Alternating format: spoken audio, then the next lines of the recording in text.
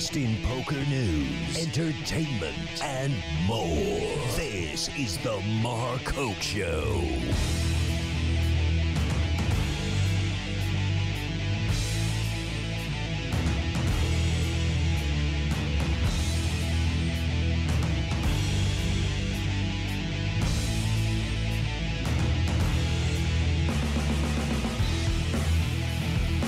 All right, everybody, we are back here live at the World Series of Poker. It is, of course, main event day 7, 16 players standing. But, of course, this guy's always standing when it comes to the World Series. Norman Chad, what's up, buddy? I'm doing fine, and I prefer to be sitting. Okay. But you look good standing. You're all right. My back's killing me. It went out about 5 years ago, and the warranty's out on it, and I don't have a receipt, and what am I going to do? I got to live with it for the next 50 years. Wow. Well, I bear no responsibility on that whatsoever. I only met you 3 years ago, so you could have blamed. If you said 3, you could have blamed me then. I'll still blame you. Okay. That's legit. I'm down with that. Norman, what a wild night here at the World Series. We're down to 16 players. Some guys that are great pros, maybe not well known, and then some players in here that no one is going to have a clue. What are your impressions about this group as we get close to finding a November 9? It's actually a fairly eclectic group. I mean, first of all, with 16 left, we have 8 nations still in the mix, which I like to see because it's truly a World Series of Poker. We got Mark Newhouse going for history, which Steve G tried last year, which is back-to-back main event final tables against 6,000-person fields, which seems to be improbable, and he's only 7 players away from making it to that. And then we've got, again, a great group of, as you said, pros that a lot of people aren't going to know. And the guy at the top of the chip lead, Bruno Politano from Brazil, with a great Brazilian gallery. He's very aggressive. He's selective with his aggression. And he deserves to make it to the final table. So it's a very interesting group. The Brazilian rail come November. Oh, my God. The Penn and Teller Center Theater is going to be rocking if he makes it. Yeah, we'd have to move this to Rio in Brazil to get to all of them into here because they are rocking. They have more energy. I remember them last year from having a couple of Brazilians make it deep. They're as good of a rail and a gallery as you can find anywhere. I don't think we want to go to Brazil, though, because if he loses, I mean, it could get a little nasty. We found that out last week. You can get on a Greyhound bus anywhere in this world and get home, so I think you'd be safe. Now, by the way, I got to congratulate you, even though quote-unquote unofficial, another final table for you here at the World Series. People seem to forget that you're one hell of a card player. I'm not really one hell of a card player, and it wasn't a final table. It was a 10th place finish. But I'm better than average in Stud 8, in Omaha 8, and maybe it's because nobody else plays. But in those games, I can hold up and hold them. I'm terrible. But yeah, that was my 4th cash at the World Series over the last several years, and it's just always a thrill to cash and to get that deep against all these superstars and bracelet winners was just as much fun as I've ever had. Yeah, it was great to see. You got a lot of support there too. I mean, it's amazing. You try to be the caustic guy that gets a little love-hate kind of thing going sometimes. But when it comes down to it, everybody loves you. Well, I'm glad I appreciate the support so much, and I know they're rooting for they root for the underdog, and I'm an everyman when it comes to poker. I'm just an amateur weekend player, so everyone's going to want to get behind that type of guy. We have one guy like that still left here, Tom Serra Jr. from Ohio. So again, it's always nice to have the moneymaker Darvin Moon, Jay Farber guy come in here who doesn't play for a living and have a chance to make the final table. That's always a trick for these guys, though. Now, especially with the November 9, these guys get scrutinized like crazy. We've watched guys like Jerry Yang, for example, get absolutely trashed by the poker fans, and not all of them, but some of them just tearing a player like that apart. It's a lot of pressure for somebody like that who's never even come close to being in this situation before to have to potentially deal with a November 9 situation. Oh, for sure. And I mean, Jerry Yang's a great example, Mark. And again, the poker community seems to thrive on trashing people. Unfortunately, it's one of the most negative communities I've ever seen. They're always looking for a reason to fault the other guy. It's a mix of people who play for a living who are very good, people who play for a living who aren't as good, and then the rest of us, the amateurs. So you got to appreciate when Jerry Yang comes in there, or someone like Jerry. He's not going to be as good, obviously, as anybody who does this for a living. And it just takes some luck to get through as deep as he did. And then you just got to appreciate how hard it is for someone to play against all the big guys and to get to the final table. In his case, then he played very, very well when he got to the final table and earned that bracelet. Is he as good as the other World Series main event winners? No. He might be the worst skilled player all time to win the main event. So what? That's the great thing about the main event. Yeah. That's why we say anyone can play, anyone can win. And I love that Jerry won. And Jerry handled himself so well. And then again, a good deal of the poker community just wants to say and then just trash him. But they do that with everybody. Yeah. So it kind of wears me out because I love the poker community, but this is one of the things of the poker community that wears me out. We need to have more positive energy. There's just too much negative energy among too many of the poker players. Yeah, and coming in with some of these other guys, obviously you've been studying up on these fellas. So who are some of the guys that you like right now that are left, besides Bruno? One of the guys I love and is from Southern California, Luis Velador, who's actually has 2 bracelets, the only one left in the field with bracelets, and he's a cash game grinder extraordinaire for years. I mean, he's been playing in Southern California. He's been playing in the Commerce. He plays all the games well. You don't notice him till he leaves the table with all your money. He's quiet at the table. He's classy at the table. I know a couple people who played with him 5-10 years ago, and they told me going into day 2 or day 3 that he's the best player that nobody's going to know, and they were right. And so he's low stacked right now, but I would not be surprised to see him make the final table. And I hope he does well. Again, he does this for a living. He does it with class. He does it quietly, and he's one of the best players you're ever going to see. Of course, ESPN's coverage coming up here, kicking off national championship here next week, correct? Actually, the national championship is on tomorrow night. Tomorrow night. 8 Eastern, 5 Pacific. Wow. It's 2 hours. That was a bracelet event. And that kicks off our coverage, and that leads then to the 1 million one-drop coverage following that. So what twists can we expect this year? Anything you want to slightly give away to tell us what's coming at us for the coverage? I don't know if there's any twists. We've been doing it for so long. There's a chance me and Lon will do the entire broadcast in French or Spanish. Oh, that'd be fun. Yeah, just because I've run out of words in English. So maybe we'll go to French or Spanish, and then no one will understand anything we say. So I can get away with even more. But yeah, it'll be pretty much the same, Mark. We'll do the pro analysis as we do with people like Antonio and Phil Locke. We do have the equivalent of the Poker Olympics that we'll be showing this year.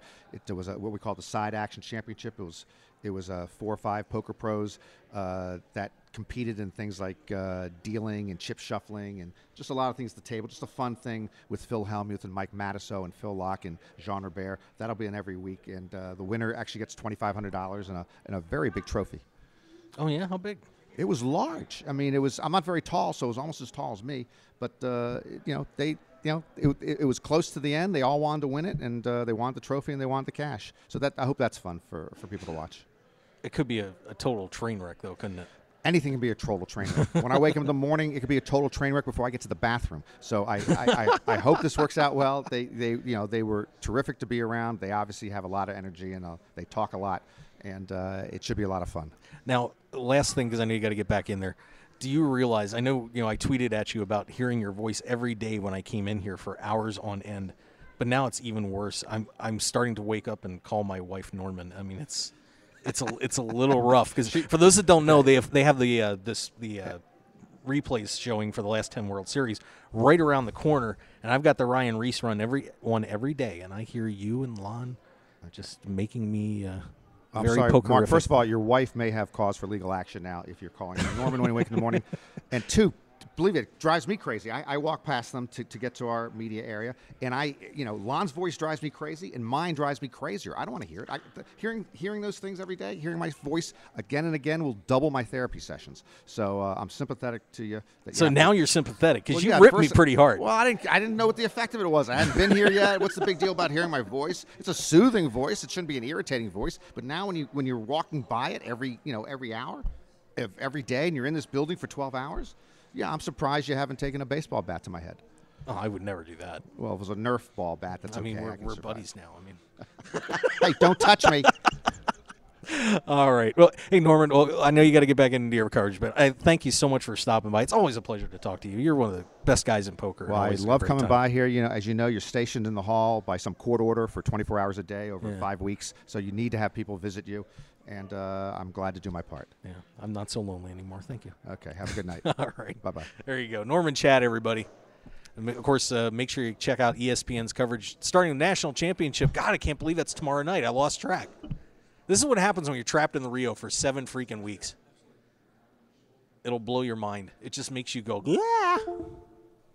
Oh. I'm going back inside. Okay, Joe's heading back in. Okay. All right. Yeah, we're tearing everything down. The booth is saying goodbye. So sad. We're going to miss it. We're going to miss it a lot. But we've got some poker coming back on here very shortly. The players are going to get back in action in a couple of minutes.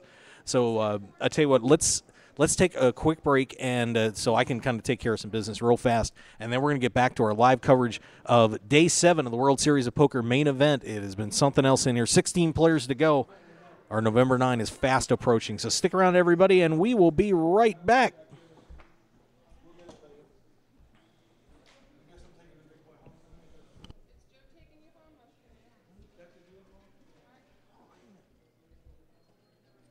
The heat is on. Whether you're in the hot seat of a major poker tournament or just dealing with everyday life, stay cool with a brand new Arctic Blue cooling towel. Just wet your reusable and durable Arctic Blue cooling towel in cold water, and you'll have instant cooling relief at your fingertips for up to 5 hours. The towel is lightweight and pliable, so you can keep it handy no matter where you are. Plus, it's absorbent enough to make sure you and your clothes stay dry while you stay cool. No need to sweat it out, no matter what you're doing, when you have an Arctic Blue cooling towel handy. So get the same cooling towel used by professional athletes, poker players, first responders, physical therapists, U.S. automakers, and even reality TV stars. So what are you waiting for? Visit them today at arcticblu.com and pick yours up today.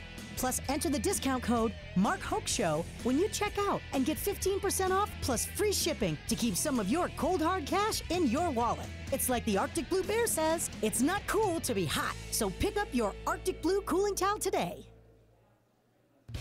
9 poker players on a dramatic path to glory with unbelievable twists and turns that will keep you on the edge of your seat. It's the Final 9 comic from Room 110 Publishing. Go to final9comic.com to download the first issue preview and get ready for the official launch coming soon. 9 will become 1, one way or another. Final9comic.com. And for more details, make sure to follow them on Twitter and like them on Facebook at Final9Comic.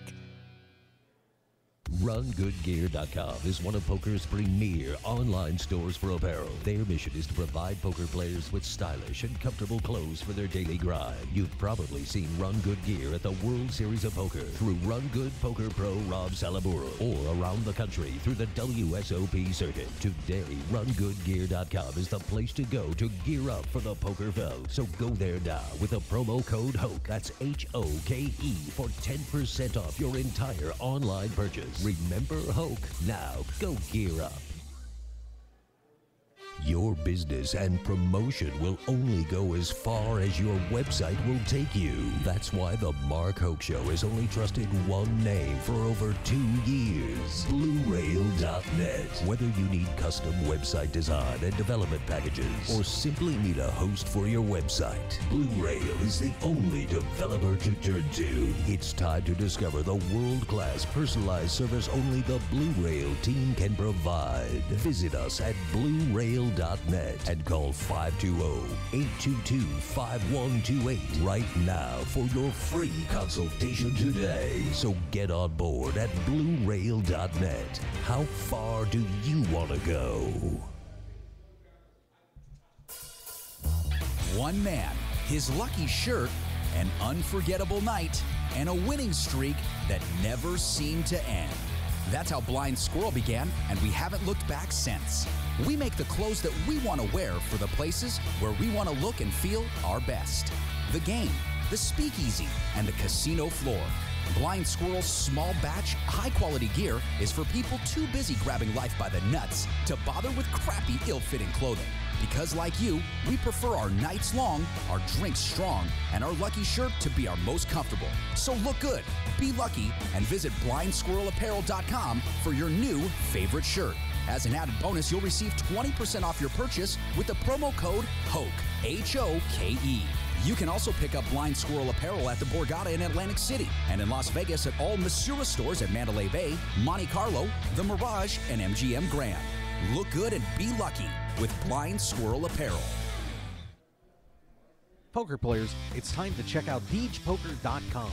Deej Poker is the unique and clever choice for a new generation of true grinders. Representing the full spectrum of poker players from the novice to the world champion, a true Deej player gives their heart and soul for countless hours at the tables to be the best. And Deej Poker Apparel shows everyone who you really are on and off the felt. So join the new generation at DeejPoker.com. That's D-E-E-G Poker.com. Deej Poker, the world's newest poker apparel store. Sports bettors, tired of getting beat every week at your sportsbook? It's time to stop guessing and start winning. We all know cash is king, and it's time to let the team at Double Digit Covers come to the rescue to help you get the positive cash flow you need to live the life you've always dreamed about. Tony Dos and his all-star sports handicapping team will be in your corner to help you beat the point spread, bring excitement and winning to your betting experience, and build your bankroll to levels you never thought possible. Get free winning sports information at DoubleDigitCovers.com. Stop guessing and start winning today at DoubleDigitCovers.com. Call now for today's free winner. 1-855-489-2700. That's 1-855-489-2700. Want more of The Mark Hoke Show? Then follow us on Twitter at Mark Hoke Show and like our Facebook page at The Mark Hoke Show for show news and outstanding poker content from around the world. Plus, enjoy the show anytime by subscribing to our podcasts on iTunes or at markhokeshow.podbean.com. We're even on your mobile phone at markhokeshow.podbean.com/mobile. Thanks for listening and being a part of The Mark Hoke Show. Now, let's return to the Mark Hoke Show. The Mark Hoke Show. Here again, your host, Mark Hoke. And we return live here. The World Series of Poker main event, Day 7.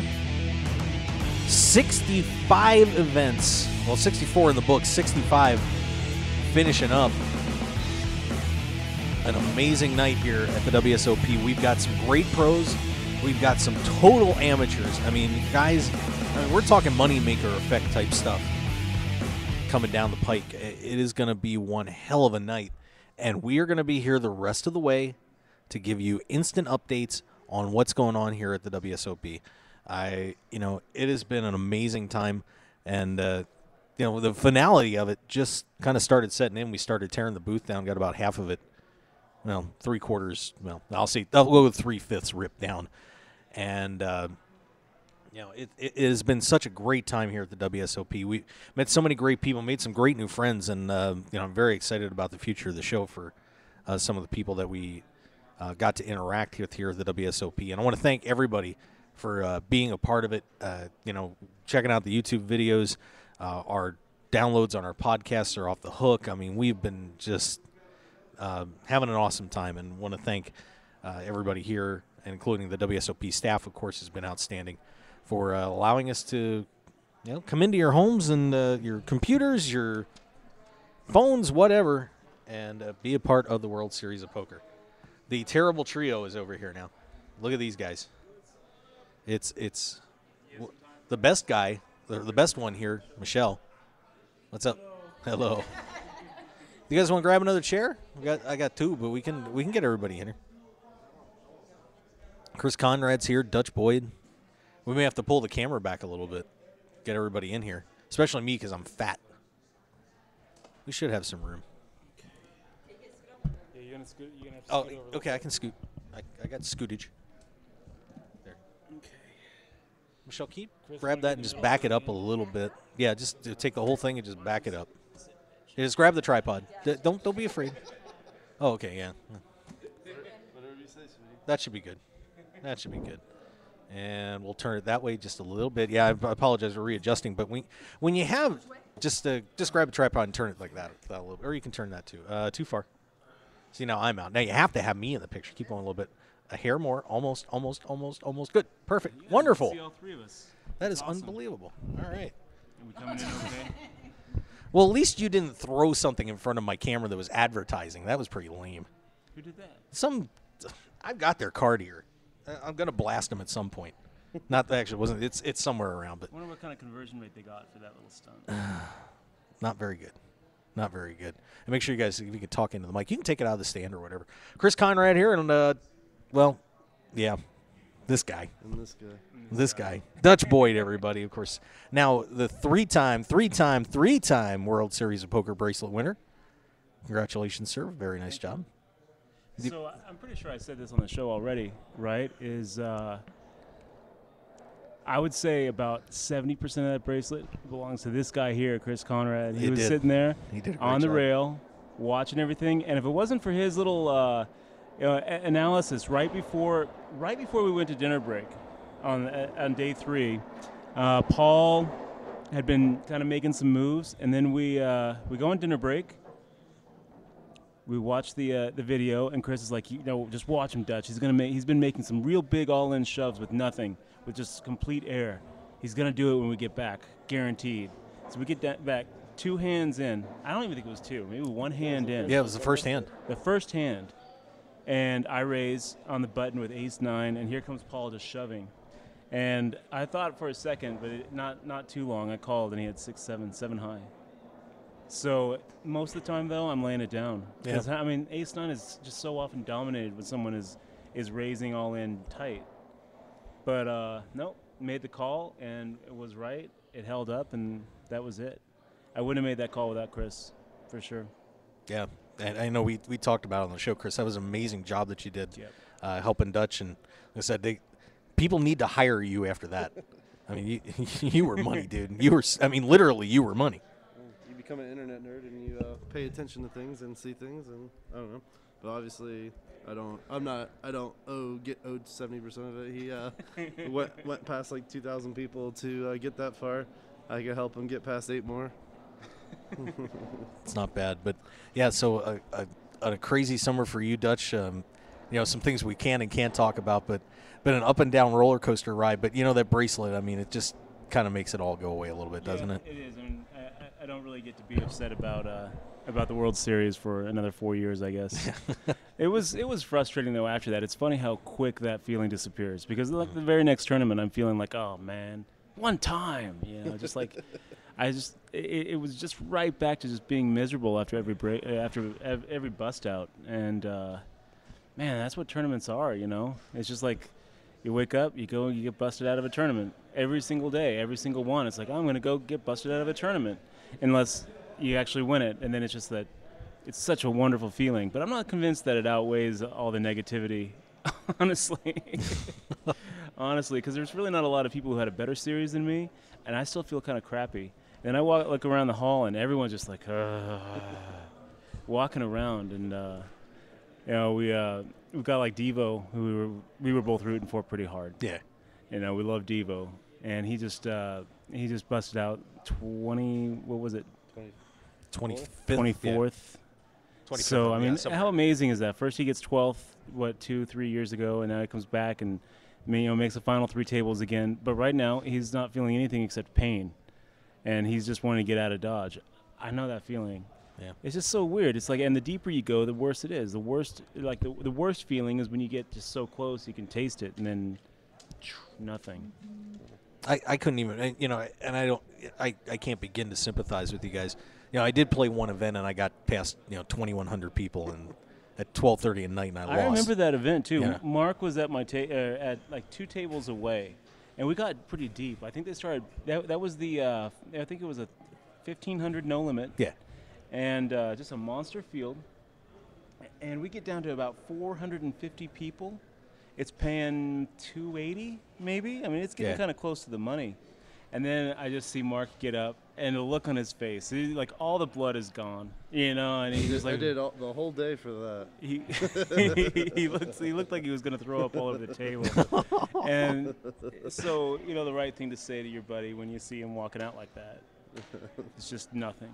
You try to avoid eye contact, and you don't say anything, and it's just very slow. You're like, leave quickly. Yeah, so I mean, it's really difficult to imagine going through that, 25, 30 times in the summer. But obviously there's time. There's some good times too. You pick up some cash. You did okay. You got a bracelet out of it. So you have to scale your misery. I mean, it seems like poker players tend to be miserable people at times. But at least your misery level, you got at least up here as opposed to all these people that bricked out. So you got to think of it that way. I mean, Or you could just be like Devo and come out here for 2 weeks and whitewater raft the whole summer and, make bigger tips when you lose someone on your raft that has to swim and then come out here like no big deal and, just make another deep run. oh, there you go. Pocket 286,000. Sorry. Hold on a second. I apologize. All right. So, Okay. And, but it's, of course, now we're down. Ran away. I know. We're down to the, what do you think it was, like a $2 hat? Come on. Now, of course, we're down to the final 16 here at the main event. Dutch, you've been this deep before. What's going through these guys' heads as they get ready to walk back in here? And Every single one of them are thinking that this is their event to win. Every single one of them. All 16 of them feel like everything's going their way. They feel like there's this glow around them, like it's going to happen. It's destiny. It's their destiny. Mm-hmm. Every single one of these players feel like somehow the stars aligned and it's their destiny to win this event. there's some interesting people left too. Yeah. I mean, we've got everywhere from some top flight pros in here to a guy who's never cashed in a tournament ever. Well, I think you may be talking about the same guy that I became buddies with. One of his buddies, Rail in My Sweats. The guy won his poker league and up in Ohio or whatever, and he's never played a live tournament before other than his little poker league, and he's up here and It's kind of nauseating when you think about it, though, isn't it? I mean, it's cool, but it's like, wow. He's going to be walking out of here potentially $500,000 at least, and he's never played a tournament ever. His poker league, I guess everybody has like a little percent. He only has like 50% of himself, and the other 50% goes back to the poker league. That would be a great story to run with if he wins it. Oh, absolutely. Right? I mean, then all of a sudden you get all these people thinking that they can come out and have a shot at this tournament without ever playing, and they can. Yeah. Why not? I was thinking about it the other day. It's like playing great poker isn't something you like learn to do. It's something you just do. And it doesn't matter if you put in 20 years into the game or 2 weeks into the game. You can play great poker. You just have to sit down and do it and focus and not miss anything. But there's a couple like really high stakes cash game players that are still left too, and these money bubbles don't really do a whole lot for them when they're already playing nosebleed games online live, and I expect to see them put a lot of pressure on. Who are those guys? I mean, just to for everybody that may not know some of these players. I mean, you got Mark Newhouse. He's been there last year, but he's a little shorter stack, so he won't be able to do that. You got a couple of the European guys. You have Dan Sindler or whatever. He's probably one of the best that's left. Martin Jacobson. Yeah, Martin Jacobson's gonna do it. The Brazilian man, he's got the best rail in there, and a lot of having a good rail helps. There's gonna be it'll be a lot of fun the next little bit. I'm pretty impressed with Martin Jacobson. I mean, how cool is it to have been the chip leader after day one, and now here he still is. I mean, most of the time you get that chip leader curse. Yeah. Yeah, no one's ever in the November 9 era. Nobody's ever led a day one and managed to win the tournament. I mean, the odds of it happening are ridiculous. I don't think anybody's gotten this far. Yeah. It's going to be nuts. I mean, so right now, we're looking at Bruno Politano, the Brazilian, $22 million to start coming off the break here. Dan Sindelar's at $21,490,000. Jorrit van Hoof, I love that name. That's going to be fun to say as opposed to saying William Papa Constantino. That's going to be rough. The graphics are going to be fun, though. It's going to be so small. I wish I was still in the tournament. I know. I don't mean it. I try not to twist the knife or anything, really. There could be a lot of different flags at this final table, though. Yeah, absolutely. Yeah, and we haven't seen that for a while with a ton of international players making the final table. I mean, lately it's been 6 or 7 Americans at least. So what do you think is going to be the best for poker? Who wins this where it results in another moneymaker effect? Boy, that's. I think it's easy. I think it's the guy from his poker league. Yeah, Thomas Sara. I think that will be the hardest. I mean, it'd be the best story, but I think it's going to be the hardest outcome. Is that the guy's name? Yeah, Thomas Sara Jr. I think that I'm friends with him on Facebook. Oh yeah. Yeah. Yeah, I think so, because I was looking at my news feed, and all of a sudden I see a news feed from this guy, and it's like 300 people congratulating him. I'm like, what's going on? Oh yeah, that's not over. So, well, Dutch, let me ask you this now: with the the World Series completed. Hang on just a second. Joe Payne is calling in here, which means something is going on inside the Amazon room. So, shall we find out? We've got headphones there too if you want to listen in. But Joe, we got an update from Joe Payne from the Nevada Poker League. Joe, what's up? Going on right now between Louis Valderot and Max Shepard of a flop of 9 of hearts, 9 of diamonds, 7 of diamonds. It was raised pre-flop by Max to 480,000. Lewis in the big blind called. The flop came, as I said, 997. Along with getting a. All right, and Joe, who's in the hand again? I didn't quite catch. What's that? I'm sorry. Who's in the hand again? Okay. The hand started out with Felix being in a small blind, Lewis being in a big blind. Max was in the cutoff seat. Max was on the button and raised to 480,000. Lewis made the call. The flop came 9 of hearts, 9 of diamonds, 7 of diamonds. Big blind checked. Max checked behind him. The turn was the 3 of spades. Lewis let out for 400,000. Max made the call. On the river was the king of clubs. Lewis bet 800,000, and Max made the call. And Lewis turned over a king for kings and nines and took the pot down. All right, so Luis Velador getting some chips back, and he needed them. Chips. And that's another high 960 stakes player. and 8 is 1760 and 16. Almost over $2 million He's pot. got to be the most decorated player. All right, so basically those guys are going to flip positions. All right, thanks, Joe. Appreciate Sounds it. good. All right, bye-bye. I would like to see him take it down, actually. I think that seeing him win would be kind of nice to see. I mean, he's a little bit older, right? We haven't really had Velador? Yeah. So we haven't really had an older champ for a while. I think that could be a good story too. And plus, I mean, he's already he's put in so much time. He's definitely a pro's pro, right? Yeah. So that would be I would like to see him. I'd like to see him or Newhouse, I suppose. Yeah, and it's a shame Newhouse kind of went crazy with an ace-9 earlier tonight, and that's why he's. Or Tom Sarah, right? Is it Sarah or Sarah? I'm going with Sarah. Sarah. Yeah, 2 R's. Tom Sarah. Friend of yours on Facebook. Those are my 3. Yeah, my best friend on Facebook. Just want to give a shout out to my best friend Tom Sarah. That's perfect. That's how it goes. Oh. Me and Dutch are going to train him over the summer and try to get him ready for the final table. Yep. Well, you got to get him ready for his next. Well, yeah, he makes it, but then of course you got to get him ready for his next summer league too. That's poker we'll league. Tell him what he's doing wrong. Yeah. All right. So now that you made it here, it's time that you need our help. Yes. Well, you know what? They pay those coaches pretty good money. It's pretty funny. Yeah. You got to give it a shot. Hop in there. I'll recommend you. Thanks, Mark. Well, that'd be a great coaching They're team Facebook right there. friends.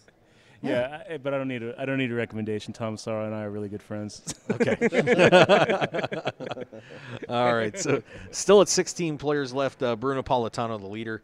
Dan Sindelar is just right behind him, about 1 million chips away. Von Hoofen third at 18 million. Jacobson at 16.3. And Jacobson's been an interesting case today. I don't know how close you've been following what's going on. Oh, hang on a second. Another hand. Joe's calling back with another hand. Okay.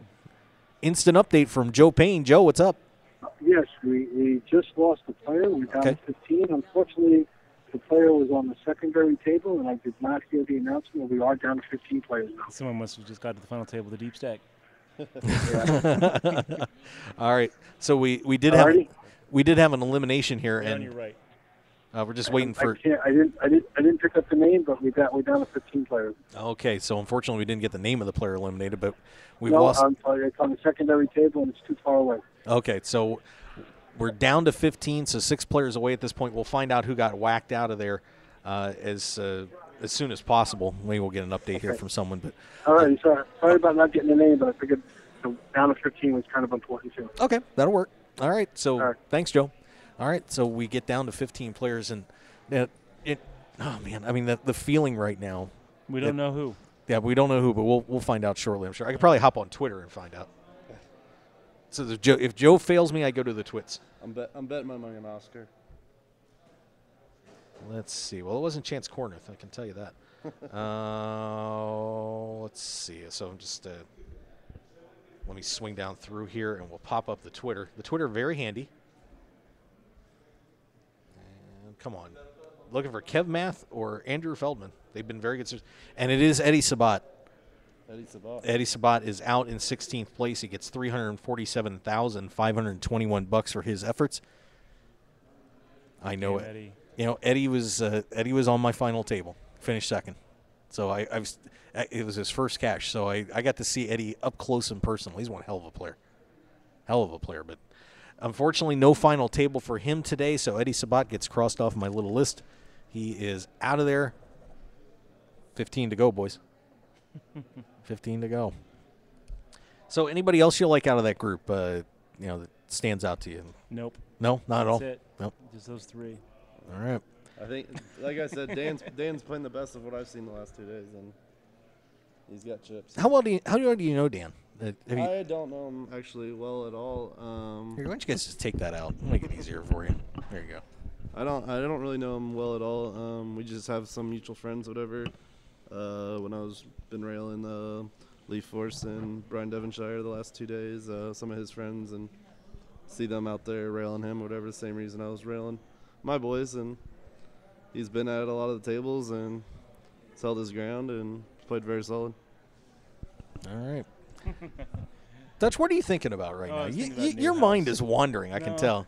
I probably shouldn't even say. Go ahead. I remember hearing a Newhouse story straight from him where he was at Foxwoods one year. What's that? Oh, it wasn't cheering. It was the television cheering. False alarm. Sorry. Nice. So I guess this was back in 2005. And Mark Newhouse has been around the scene for a long time. Yeah. And, he's had a lot of ups and downs. And this is always about a down. He's dating this girl named Brandy Hawbaker in 2005. And she went to Foxwoods with him. And she asked if she could play on his account on PokerStars. I think it was PokerStars. It might have been Absolute and he's like, yeah, you can play. Just play 1-2 no limit. She's like, okay. So she sits down. He gets like a beer or something, or just like leaves for a second. And when he comes back, she's locked in the bathroom, and he checks his account and sees that she had been playing really big and blew his whole roll, like $30-something thousand in like oh my god, in like the nosebleed stakes on PokerStars. She's taking a shot. And so he got really upset, but she was really upset too, and she was in the bathroom crying. And so he gets in the bathroom, and she had cut herself, and in blood she had written on the mirror, "Someday I will fly." And that's when he realized, you know what, I gotta find a different girlfriend. Wow. So that set him back. It's funny in poker because it's like poker's exponential. It's one of those things, that whole saying, it takes money to make money. I mean, it's no truer in anywhere than in poker. Uh-huh. And a $30,000 roll, that puts you at a different point where you can make a lot more money than if you have like a $3,000 roll. And, like little things like that set you back like years, So it's good to see Newhouse on another high. Because he's definitely had a roller coaster of a career, and he's just a great guy, absolute great guy. Actually, my very first date with my girlfriend Michelle, we went to a big party over at Devo's Brothers Bar, and we had a photo hunt championship, and I remember Newhouse was there. I think that he was partnered up with Michelle. They got third, which is pretty good. Devo got second, I got first. So that's how you are declared the photo hunt champion of the world. Is that where that comes from? That's right. It was a money tournament, $2,500. I split with Joe Bartholdi, who was my teammate. Oh. And I wouldn't have chosen Joe. We got signed randomly. I would have chosen Devo. Devo and I wanted to be teammates because, of all the other photo hunt players I've ever run across, Devo is the best. But Newhouse was pretty good. I mean, it depends really what you're looking at in these photos. Photo hunt. I mean, it's not the pornographic photo hunt. Yeah. I'm very good at that one. I'm not very good at that one. I'm not very good at that one. Key areas I'm like, the time runs down. I'm like, oh shit, she's missing a nipple in this one. I didn't notice. I was only looking at the right breast. It's the jewelry, man. Yeah, it's the jewelry. Those are great. Those are great pearl earrings. No, Newhouse is always just always impressive. Every time, he's got so much experience at the tables, and he's been here so many times where, he knows not to, he knows what to do not to screw it up. So I would love to see him win it. That sure would be an awesome, that would be a great crown for him, right? Absolutely, and of course, down to 15 players now. We had Stephen G make the eighth and 24th. Dan Harrington back, about 9 or 10 years ago, going back-to-back final tables. Is this the greatest achievement in terms of back-to-back years in poker history, going 9th and? No. Yeah. No. No. I mean, I think that the greatest achievement would have to be Johnny Chan, 87, 88, 89. Well, in recent times with these size fields, I mean, I think it's probably the greatest World Series of Poker achievement if he can pull it off in the last 2 years. Okay. And I think that Newhouse, if he final tables this, it's going to rank higher than Harrington's achievement. I think it's tougher to do now. It's interesting, you see you haven't really seen Harrington do much since then. Yeah. And Newhouse, it's not like he just was sidelined the whole series, but I don't remember him having really a good series this year or last year. Yet something, he's just turning something on. The main event comes around and he's just turning it on, which I think is pretty impressive. I don't know Newhouse as well, but I'm sort of curious how many events he really plays, other than maybe just focus on cash during the whole summer and playing more of the main event. Yeah, I don't remember calling his name at any point during the World Series, to be honest with you. I don't really know. I mean, maybe he's switched from a tournament player to a cash game player, but he's been around the tournament scene so much over the last dozen years. I think. I think that he kind of broke out. I think with a Borgata WPT win. Yeah. And then for a long time he was just grinder regular on the circuit, and so it would really surprise me if you missed a lot of opportunities to get a bracelet. I think that it's a lot more likely that he had a really packed schedule and really didn't do much. Mm-hmm. That's what I think is probably more likely, because I think that after last year's deep run in the main, he probably kind of had his pick of whatever he wanted to play. It would really surprise me if he gave up his opportunity to win a bracelet. All right. Well, we've got an update coming in from the Amazon room with Joe Payne. Joe, what do we have, buddy? Well, most of the time in a poker tournament, when a player raises under the gun, he's given a lot more credit for having some sort of hand. But when you're Bruno, and you've been playing pretty aggressively, Bruno raised to $510,000 under the gun.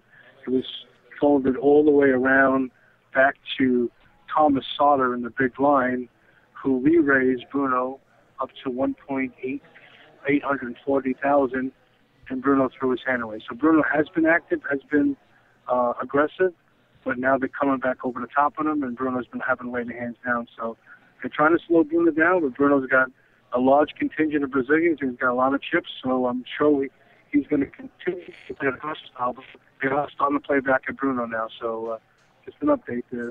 Somebody decided they're going to be the cop, There you go. And all right, Joe, thanks a lot. Appreciate it. All right. All right, and Bruno, by the way, it looks like he's taking a little bit of a hit here. Newhouse has jumped up, picking up a big. There you go, like a big, about $5.5 million here on this level. We'll have to see about that hand. Obviously, it was on the. The Eddie Sabat hand was a pretty big cooler too. Yeah, we can take a look at that in just a second. Flush over flush. Apolitano down to $15,490,000, and Newhouse up to $15,560,000.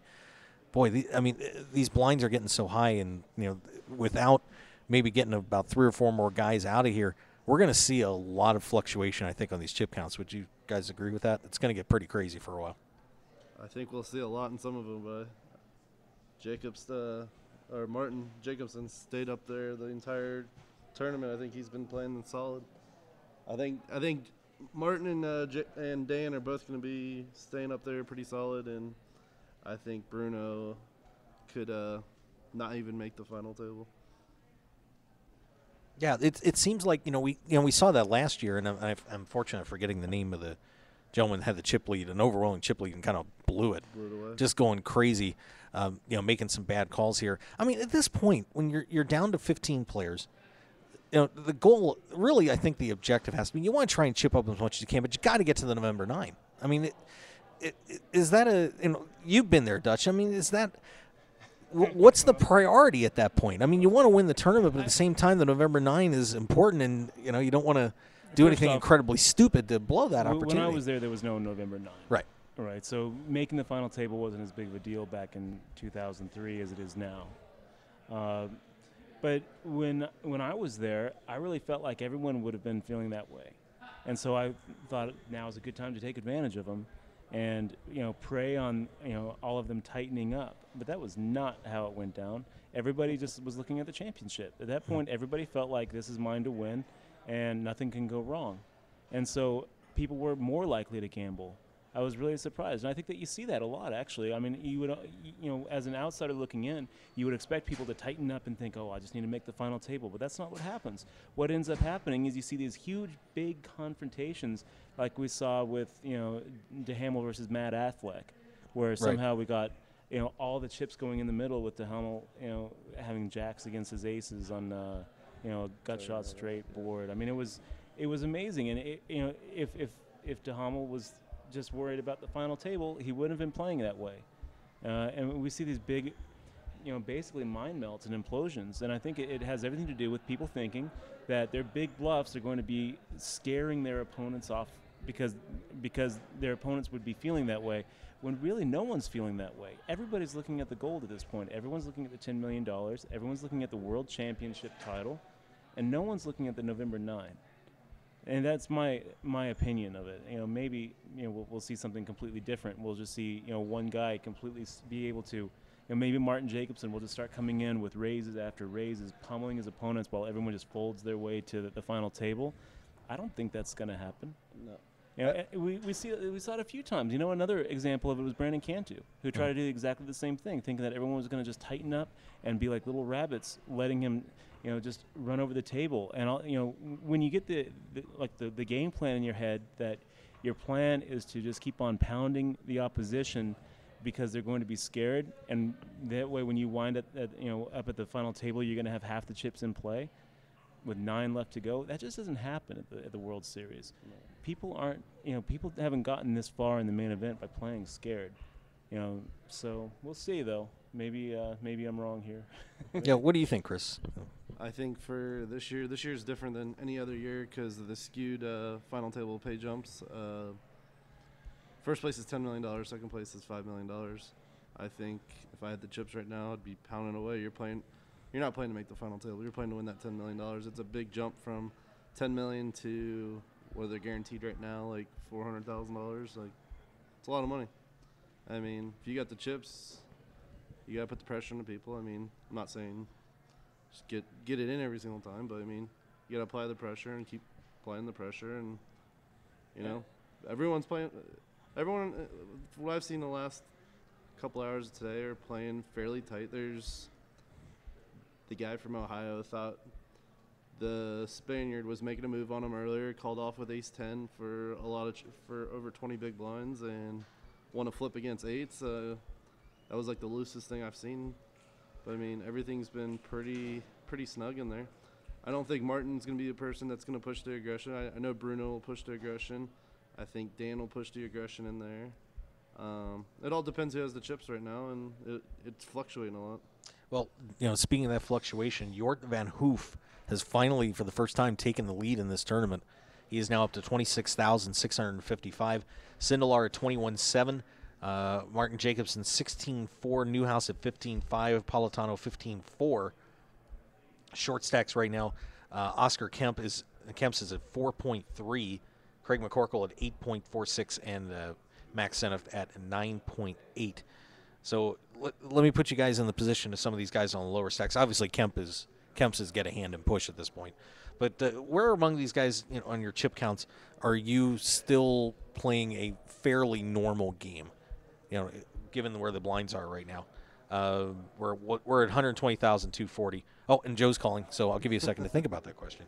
Let's get Joe back on here. Joe, what's up? Okay, we have another situation where the players are trying to slow Bruno down. Bruno was on the button and raised to 525. Max, who's in a small blind, has re-raised them to 1.375 mil. And it looks like Bruno has at least made the call. Oh, let's see here.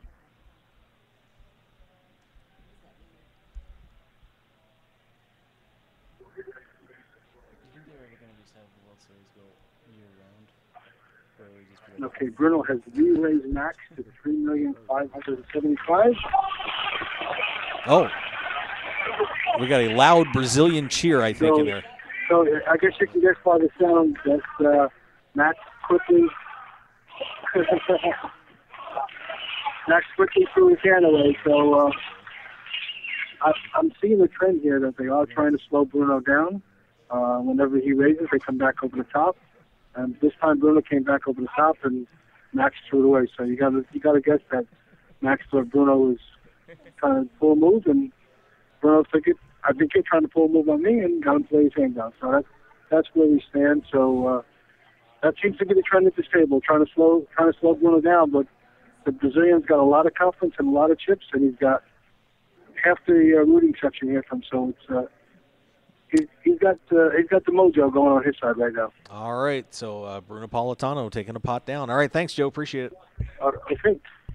All right, so it's Bruno. It's Bruno. So let's get back to what I was asking there with your chip counts right now. You guys looking? We're looking at 120,000, 240,000. Andy's at 40, and of course, we also take into account how many players are left here. About what point are you thinking? Push and go, or playing normally with what some of these guys have? I mean, honestly, I'd feel comfortable being the short stack right now in this thing. The easiest stack to play. Like, you're going to wait for the hand. You're going to find someone like Bruno who's opening a lot and not have too many people behind you and maybe rip over the top of them lightly and pick up a ton of chips. Just raising over the antes are big and pick up a couple of big blinds here and there. I mean, he has all day to just be patient. The 2-hour levels, the blinds don't go up too fast. It's good structure. This tournament's going to slow down unless there's obviously some big coolers. So with how many big blinds do you have to have in front of you where you're no longer just looking to 3-bet shove light against a weak pre-flop raiser? I mean, I think you have 20 big blinds, you could still 3-bet fold. It's like, getting a little bit better. But I mean, I think 20 big blinds, you're not just I think from it. 20 to 30 big blinds, I'm not just shoving it. Okay. I mean, obviously with some of the hands, like you gotta keep your ranges. Can't just shove with like 10-9 suited and then 3-bet with aces there. You gotta balance your ranges. So. Mm-hmm. So how about how short do you think you have to be before you just no longer have any fold equity against someone who's just opening light? You think like 8 big blinds, you still have little fold equity. If I'm making it, a min raise, I'm Bruno making it a min raise with, I haven't even looked at my cards. Now you sit there with 8 bigs. I mean, I'm probably not folding for 6, right? Bruno probably not. I think some of these other guys that may be opening a light won't call with 6 bigs. I mean, obviously they got some Broadway cards or something like that. They'll gamble a lot, but I think a lot of these people are opening really light with low suited connectors, medium suited connectors. I mean, small pairs, like. So you get down to a certain point, and now your game plan changes from making a 3-bet shove to just that first pre-flop raise, hoping to just take it without any confrontation. Yeah, me and like Devo were talking yesterday on one of the breaks. Like, it's a hand that he was attempting to bluff and ended up making the best hand. He set himself up to the shove river as a bluff, and then didn't know what to do on the river when he made essentially the nuts. And it's like at this stage in the tournament, you go all in on the river. It's hard for you to be bluffing there. It's there's too much at stake, and and that's why Devo was setting up the bluff there. He thought he'd get away with it, and end up hitting a 2-outer, and But I think I don't know. I think a lot of the people shoving, I think their ranges are going to be a lot tighter on the tighter side with all the things up there. So I think the call-in range should be tighter, but I don't know what's going to happen. All right, so 15 players left, and of course, a great expert analysis from these gentlemen. You can learn a lot from these boys. They're all right. Yeah, we've been around. Just a tad. So here's something that you might not know. Yeah. is if you're local to Vegas, the Palms has a $5 Monday movie night all day. You just go down, any movie you want to see, $5, right? Yeah. It's amazing. It's not bad, yeah. And then if you miss it, you sleep in, you miss all of Monday for some reason. The Orleans has the same thing on Tuesday. It's the greatest. So we're gonna leave you, Mark. We're gonna go take advantage of the $5 Monday. movie. We're gonna go see Rise of the Planet of the Apes. Oh, heard it's good. But you do know on Tuesdays they have a deal there too. On Tuesdays. It's a popcorn deal. Yeah, it's all you 2 get for the $22 with a popcorn and 2 drinks. Yep. That's pretty good, except if you're like me and trying to lose a little weight. So I don't do the popcorn. I don't do the soda. We go in there and we thirst. Or you just you have the girlfriend bring in a big purse and you bring all your healthy That's the way snacks to and go. waters. That's the way Don't to tell go. anybody. Go to 7-Eleven and go get like a Slurpee. That's Put this in your purse. We don't go to the Slurpees. We get the snow caps and the water and gotta get those good things. Yeah, there you go. All right, guys. So well, thanks for having me on. yeah, thanks for stopping over. I appreciate it. Yeah, and Chris, always fun. I hope to see you soon. All right, y'all enjoy the movie. Hit me up later. Yep, I will. All right, Dutch Boyd. Three-time bracelet winner. Oh, these kids are something else today, aren't they? They are. All right, so He's not even a kid, but he still is a kid. I know. He's a great guy. He gets such a bad rap sometimes, and it's absolutely ridiculous. I think a lot of poker players get bad reps. That is true. I don't think there's any of us get through out of even on our side of it that get through unscathed. Yeah. Everybody views things differently, so just And Lord knows we have a lot of different personalities in poker. That's for damn sure. Van Hoof has now gone to $29,470,000. And he's a PLO player, so I expect him to be pressing the gas a lot. High stakes PLO. These pay jumps mean probably smaller to him than most of the players at the table. But that's what I was saying. You get the aggressive player, they're gonna push it. I mean, it's too big of a pay jump from 10 million to 10th place right now that you got to be playing for the win and not the getting the publicity and all that good stuff for just final table. Yeah, and and this is really tightening up at the bottom too. Kemp's really the only guy that's in really big trouble at this point. It's funny, we got a Dutchman at the top and a Dutchman at the bottom. Yeah, how about that? McCorkle's at 8.4, so he's still got plenty of chips to work with, and he's played really well the last 2 days. I've gotten to see Leafs played with him a bunch the last 2 days, and I got to see him, and he doesn't get out of line too often. And I mean, most of the people that are left don't get out of line. Yeah, McCorkle, if I'm correct, is a bracelet winner. So he's kind of got a sense of what it's like to be on this stage. You have William Papaconstantino down to 9.4, so he's trending downward, unfortunately, but still trying to hang in there. William Tonking, 9.6. Max Senoff at 9.8. And Doni Larabi out of Spain is at 10 million. And Greaves is at 11. Sara's at 11. Velador's at 11. Stevenson's at 13. I mean, this is going to be very interesting to see who can survive this. No, definitely. If that Spaniard gets chips, he's going to be pressing the pedal. He was doing it all night last night, and he crushed the table at the end. I don't know. They're all pretty good players, and some of them have some gears that you don't want to see. Yeah, and so right now, of course, the table draws, just to remind everybody where the players are at now. On the featured table, unless they switched it up and I haven't checked it, Larabi is in seat 1 on the featured table, McCorkle in 2, Newhouse in 3, Sarah in 4, Politano's in 5, Senoff in 6, Stevenson in 7, Velador is in 8. On the other table, you have Papaconstantino in seat 3, 1 and 2 are vacant. Kemp's is in 4, Greaves is in 5, Tonking in 6, Van Hoof in 7, Jacobson in 8, and Sindelar in 9. And this is a really interesting grouping right here with Van Hoof, Jacobson, and Sindelar. Basically 1, 2, 3 in this tournament. Now, they've cleared 2 guys off that table. If they get rid of one more, somebody's going to come off the feature table and move in there.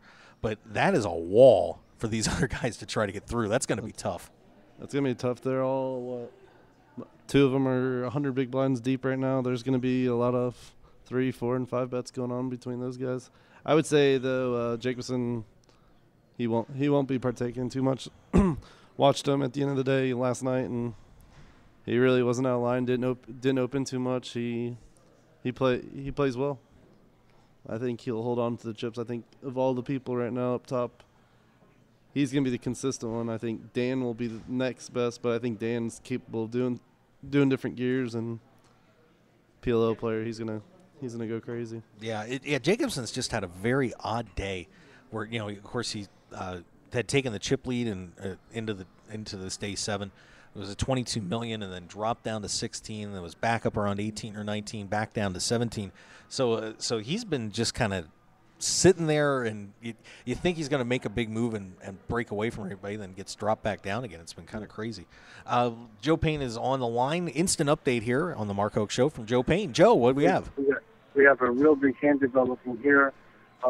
Mark under the gun raised to $500,000. It was called by Felix. Lewis raised to 1.4 mil. Oh. Came back around to Mark Newhouse, who folded, and let me see here. Lewis re-raised to 1.4. Mark folded, and Felix, when they went back to him, has moved all in. And we're waiting on Lewis now, who needs to either fold or call Felix is all in. Wow, critical hand here.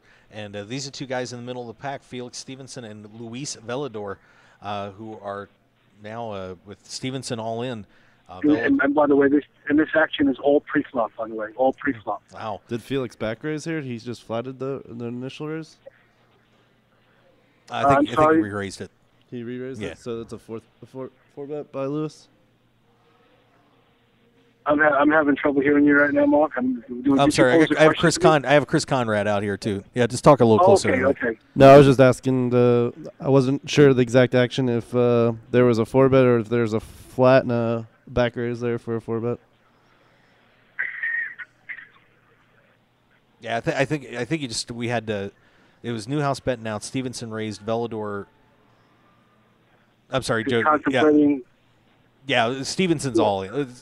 We'll just get that. Stevenson's all in. Velador's trying to make the call. And Lewis, who initially raced to 1.4, it's on him now, and he's cutting out some chips right now.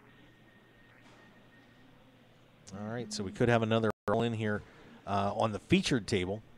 So we're waiting to see if Luis Velador is going to make this call. All pre-flop action. Boy, and these guys have been not hesitating to get in pre-flop here. There's either some big hands being dealt out at this table, or there's a lot of moves, and because of and partly because of Bruno being really aggressive, players have been coming back over the top on him. But these are two players that really have been kind of hanging in their fight for the most part. It's interesting because Felix just called Mark's initial $500,000 bet. So it was a back and then that's when Lewis raised to 1.4. Mark got out of the way, and when it came back to Felix, he pushed all in. And that's what we're waiting right now on Lewis Velador to either fold or make the call. He's just staring intently at Felix, who again is hunkered down under his hoodie and a San Diego Charger hat, and not looking up at all. Yeah, this is, of course, Stevenson, another one of these rookies in here, only $22,000 in cashes in tournaments. No, it's awesome. It's amazing. He's obviously at the top of his range here. Lewis looks, I'll just give you my read right now. Lewis looks painful right now because I don't think he wants to lay it down, but I don't think he has a hand that he feels comfortable recalling it. But then again, you have a relatively new player, and nobody really knows how this kid plays, and that's what Luis Velador is going through right now. As he continues to intently not take his eyes off Felix. He's now kind of looked away a little bit. He's shuffling some checks, and we're in a waiting game right now. Yeah, and of course Velador, two-time World Series of Poker bracelet winner.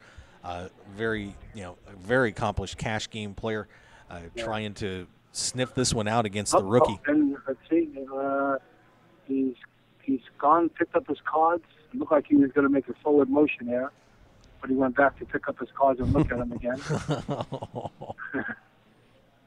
I'm sure he remembers what he had, and so I'm thinking right now he's having some doubt as to whether he wants to call Felix's all in. Once again, a novice player putting someone who's kind of seasoned here to a little bit of a test. And he folds. He does fold. All right, there it is. So Stevens Lewis did lay the hand down, and I'll give you this screen right here. It looks very painful for Lewis to fold there. Well, probably had jacks or queens there. Yeah, so I'm not sure of his chip stack. I'm too far away to get a read, and I know he did come back from break with about 10 million in chips, and he's been kind of quiet, so that would have been a call for. It was for his tournament life. 40% of his chips, yeah. So he does lay it down, but he did not look happy about laying that down.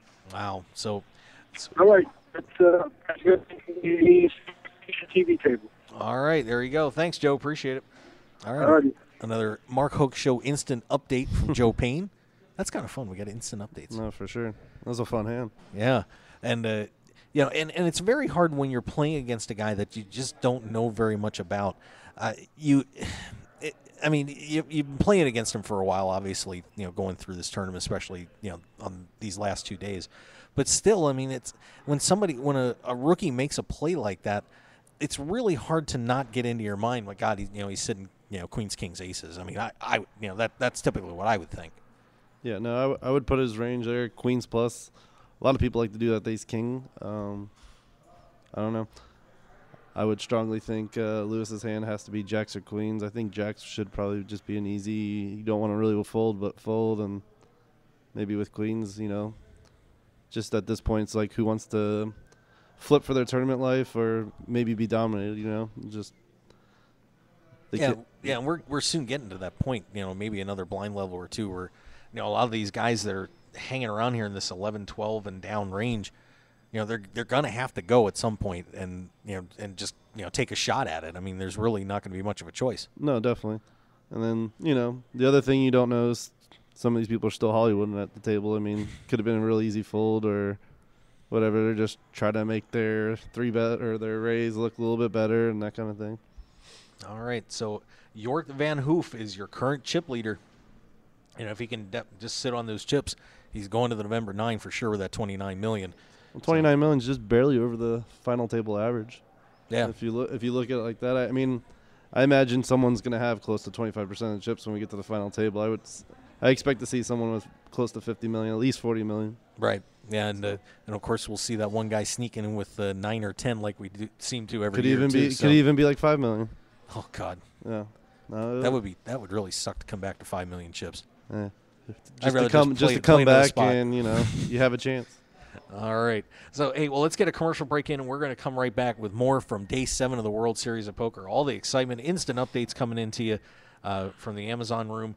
15 players remain. We are 6 out of this World Series of Poker ending. We all get to go to sleep for a while. Yep. That'll be fun. Some of us get to drive home. Oh God, that's right. How far is your drive? Just to Atlanta, Georgia. Oh, that's not bad. No. Gotta make a trip out of it. Yeah, there you go. Well, at least you get to have a little bit of fun, maybe. Yeah. All right, let's get that commercial break in, and we will be right back here on the Mark Hoke Show. We got Chris Conrad sitting in and Joe Payne in the Amazon room. So we will be right back, everybody. Thanks for joining us live from the World Series of Poker main event. The Canadian Poker Tour returns to Calgary, Alberta, Canada for the CPT Summer Showdown July 24th through August 3rd at the Grey Eagle Resort and Casino. With 10 big events over 11 days featuring over $500,000 in guarantees, it promises to be one of the most exciting events on the summer poker calendar. Plus, the Mark Hoke Show will be there live from July 31st through August 3rd for coverage of the CPT Summer Showdown High Roller and main event. For the full schedule and outstanding hotel and flight discounts, just visit CanadianPokerTour.tv. That's CanadianPokerTour.tv. See you in Calgary July 24th through August 3rd at the Grey Eagle Resort and Casino for the Canadian Poker Tour Summer Showdown.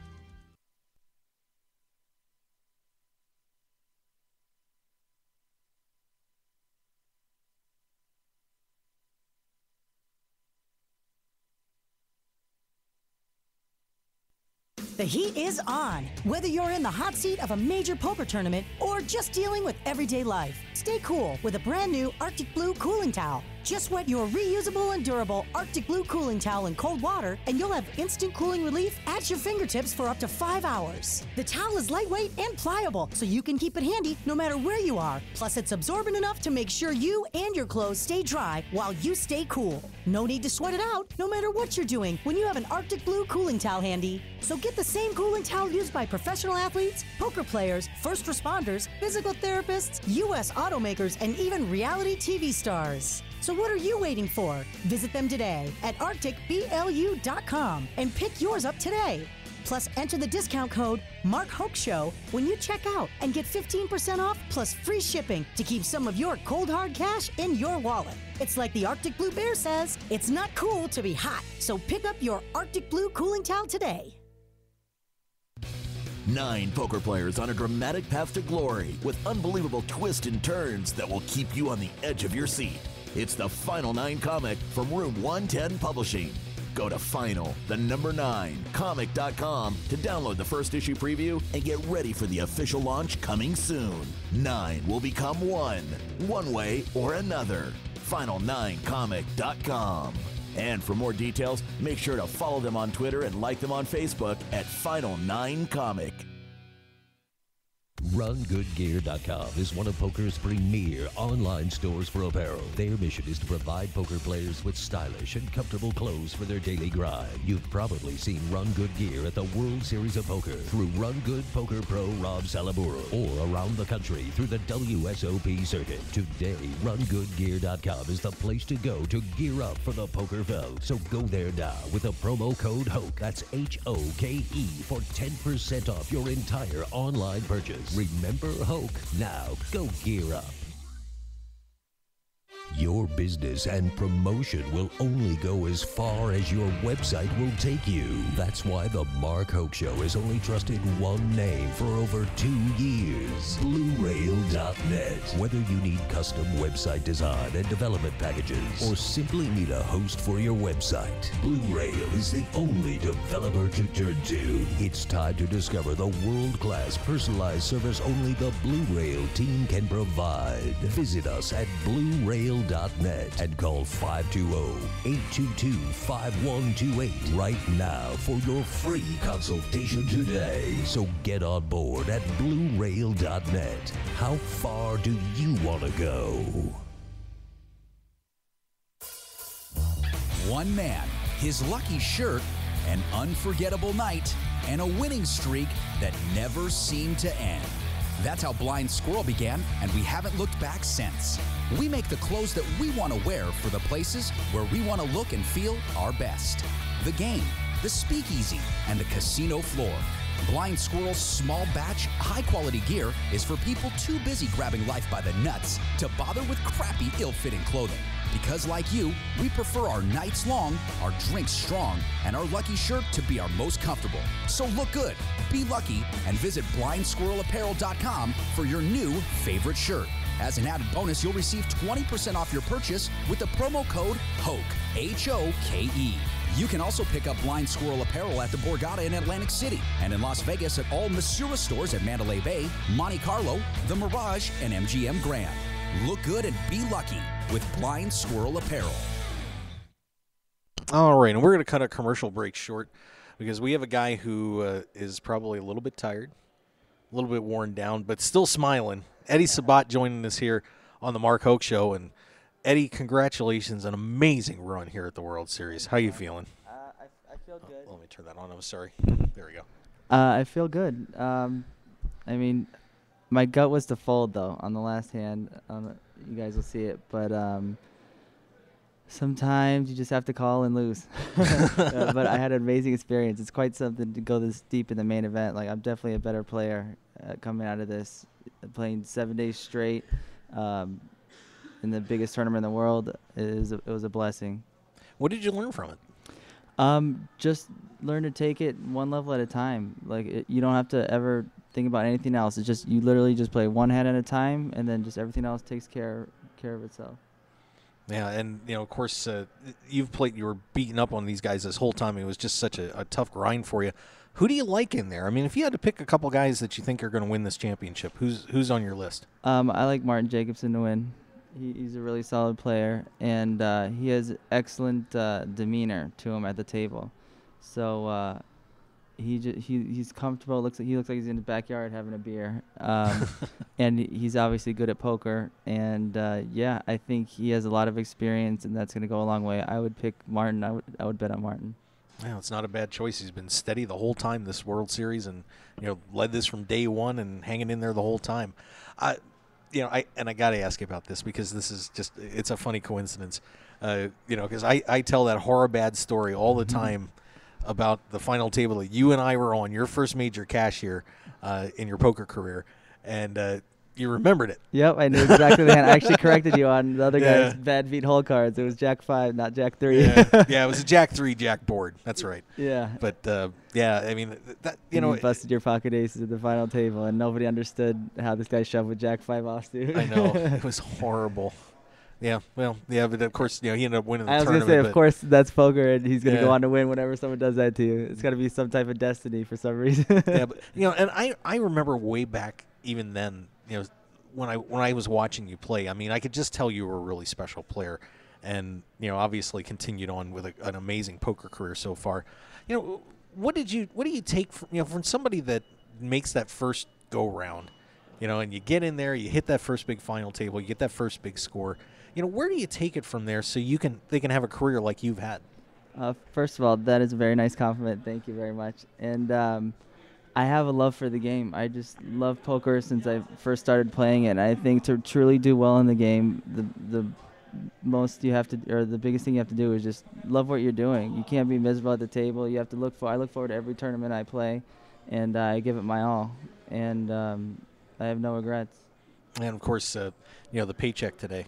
No regrets about that either. No, the paycheck was good. I did bubble up like $100K pay jump, but there's nothing like other players shaking your hand and like being so relieved that they get 100,000 more. But like, oh damn, you're just happy you get 100,000 more. But good game, good luck. Yeah. So where do you go from here, Eddie? I mean, obviously this is something you're going to get a lot of TV exposure now. People are should know who you are because you played so well. I mean, you were grinding in there, but you played great. So now you get a little bit of an extra opportunity for people to understand who you are and how you play. What do you think you're going to do from this point? Well, first, I don't want anybody to understand how I play. Okay, that's my secret alone.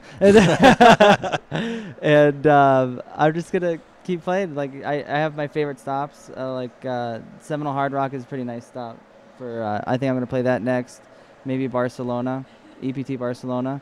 But it's really cool to get the TV exposure. And my phone has about, I think I have like 500 emails right now and Twitter notifications. I'm pretty sure I cracked 200 followers on Twitter. There you go. At Eddie Sabat. We'll work on that. I'll try and help you out on that one. Well, Eddie, I know you're exhausted and you want to get rolling here, but I got to thank you for stopping over. And it's a pleasure to see you again after all this time, man. That is very awesome. Thank you so much. All right, good job. Congrats. Likewise. All right, there you go, guys. Eddie Sabat, the 16th place finisher here at the World Series of Poker main event. And we've got an update coming in from the room. Thank you so much. Thank you, Eddie. Good to see you. We'll have to stay in touch, man. We got to do better than 6 or 7 years. Yeah, there you go. All right, and Joe, see ya. And Joe is frantically calling me. You have an instant update. Joe, what happened?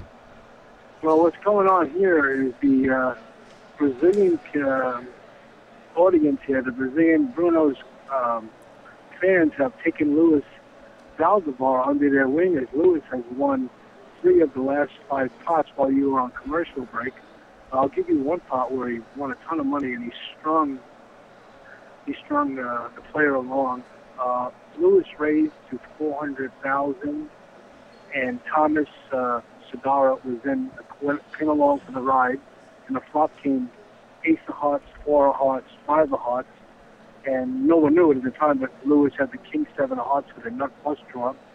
He bet 400,000 on the flop, which is a pretty small bet considering it was raised to, it was $1 million plus the antes and a blind before the flop. He bet 400 and Thomas called. On the turn came the 7 of diamonds. Maybe at this point it's not a card that scares Lewis at all.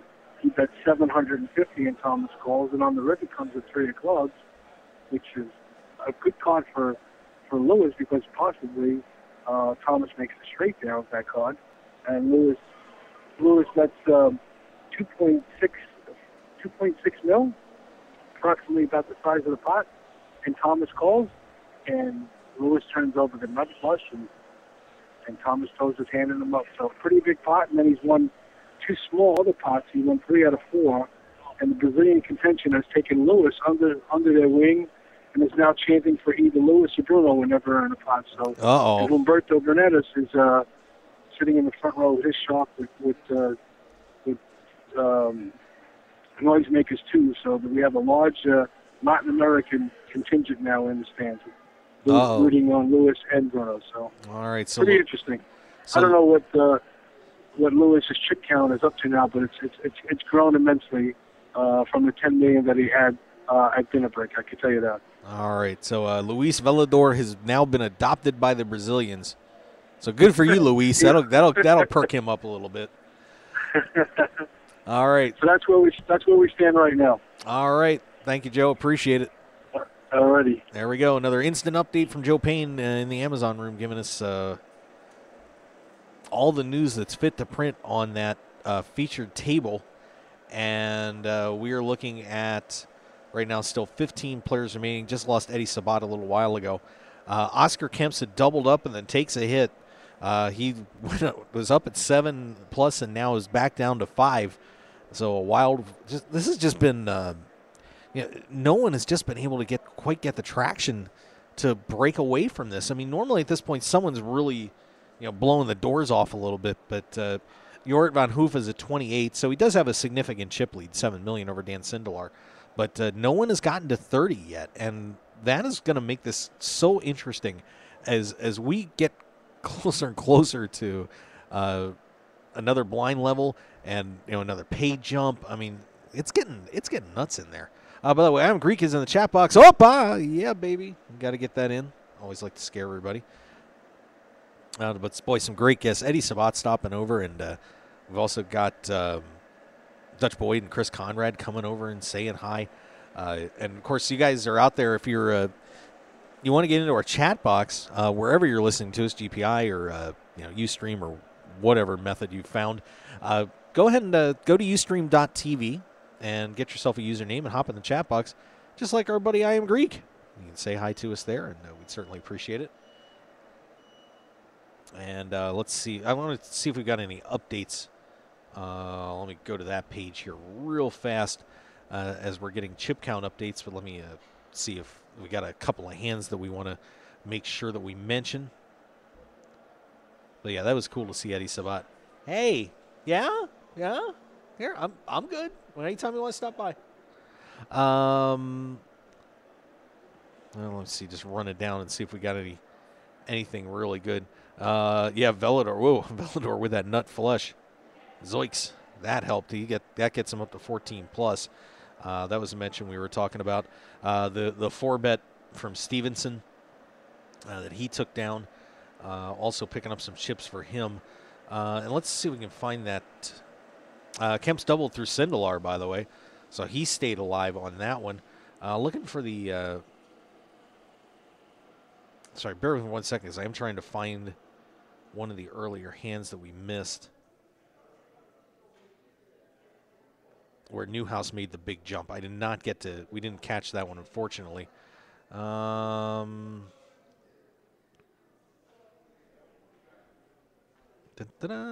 sorry, I'm not trying to bore everybody. I'm really doing research here. Scooby-Doo made the WSOP feed. Yeah, I can't seem to find that, but that's okay. Well, it was a little while ago, so we'll survive. Chip counts at this point. Let's take a look-see at who is out in front here at the World Series of Poker main event. Of course, once again, we're giving you instant updates live from the Amazon room. So any big hands were our co-host Joe Payne is giving us a call and getting you on up to speed.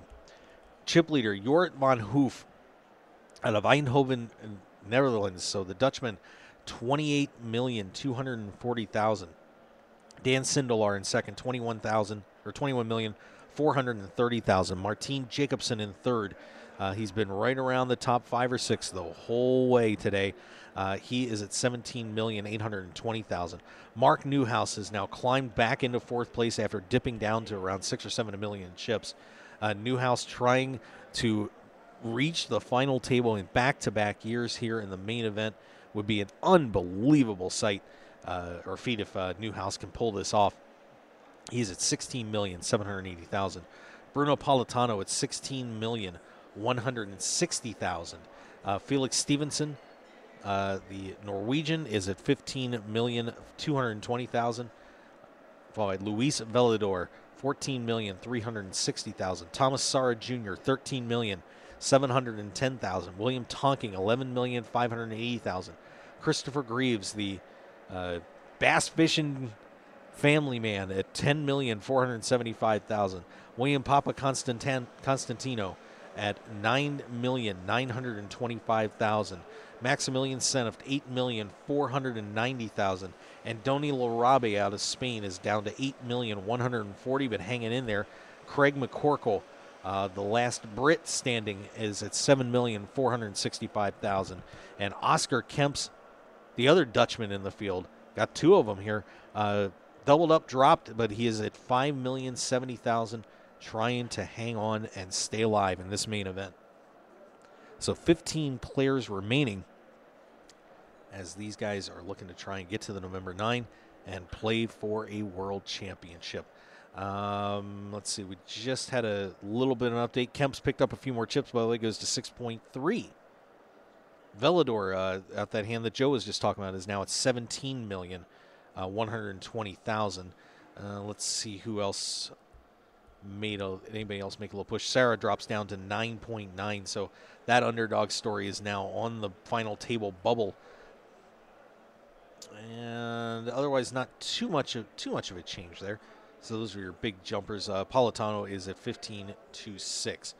Taking a look at a couple of the other players that we have in the field right now, and Craig McCorkle. We haven't talked much about him tonight. McCorkle out of the United Kingdom, trying to survive this. He is a World Series of Poker bracelet winner. Picked one up in 2012, winning the WSOP shootout event, number 36, for $368,000. That does account for a good chunk of the $829,456 that he's won. 30 cashes, 2 wins, including an event in the United Kingdom. And so Craig McCorkle trying to reach that final table here at the World Series. William Papa Constantino, he is out of Salem, Ohio. 2 cashes, $16,379. That is it. Top finish in a recognized tournament, 8th place for $15,000. So very inexperienced player with him. I'm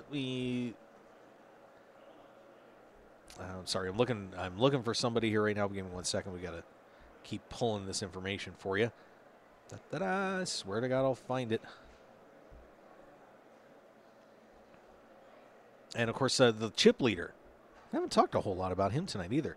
Jorrit van Hoof, another very inexperienced in terms of, low results, I should say. Van Hoof, 4 cash, but of course a very high stakes player in cash. So tournament wise, not a big resume, but a great cash game player.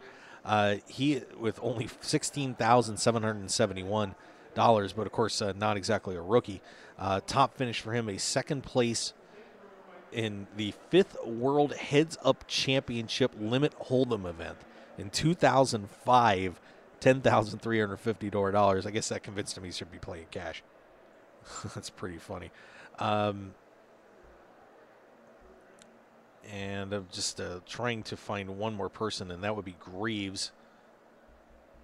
I'll get to that in a moment, I promise. Unless I wiped it out. Looks like I did. I'll have to do a quick search on him in another break. But a very exciting event here, the main event at the World Series of Poker. And we are down to a whopping 15 players left, 6 to go.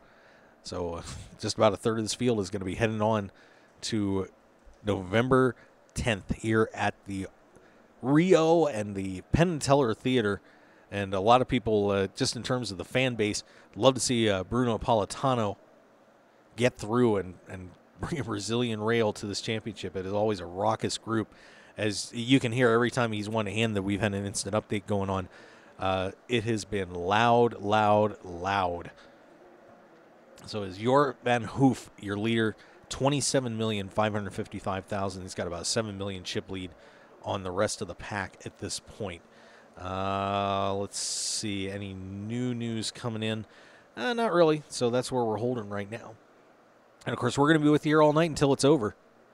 And then I get to rip stuff down, too. I got about half of it done, so. Oh, God, that's going to be horrible. Next level coming up is going to be level 34, I believe. Let me just double-check here real quick. Yep, level 34 is your next level, and that one's always a fun benchmark here at the World Series, as the 5,000 chips are out of play.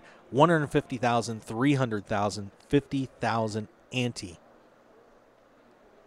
So with these players playing 8-handed right now, that's going to be 400,000 for antes and another 450,000 for your blinds. So you're looking at 850,000 to play a rotation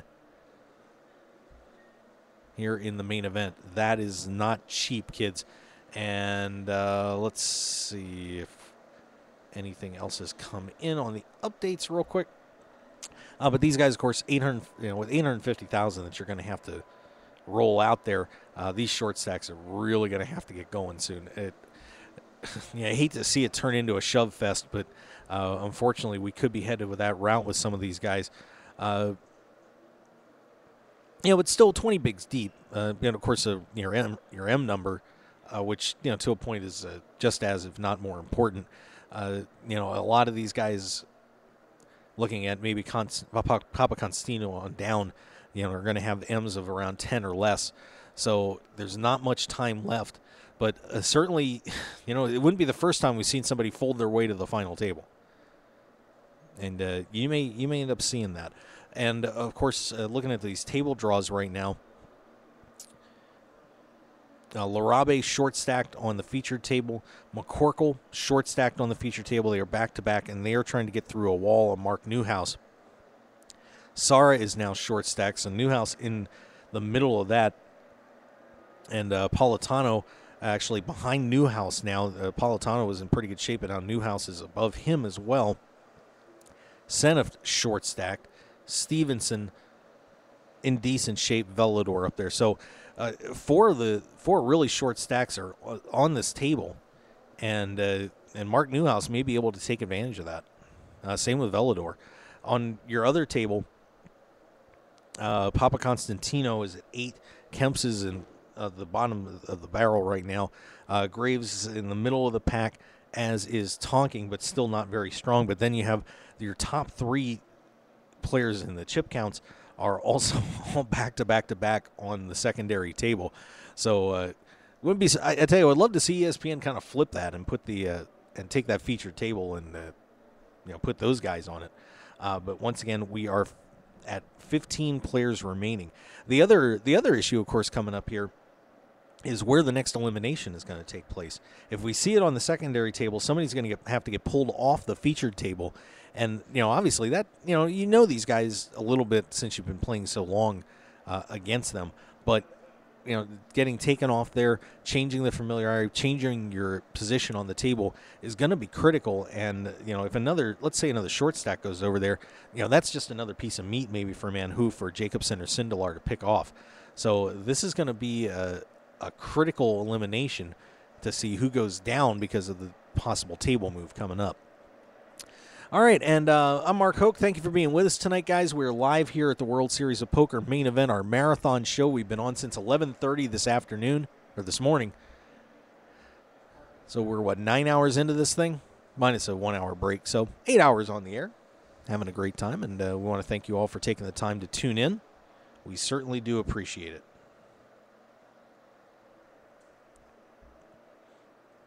All right, and once again, just checking a couple things out for you. But I want to remind everybody, of course, I don't know if it's going to be the next show for us on markhokeshow.com or not, because there may be something else coming up here very quick.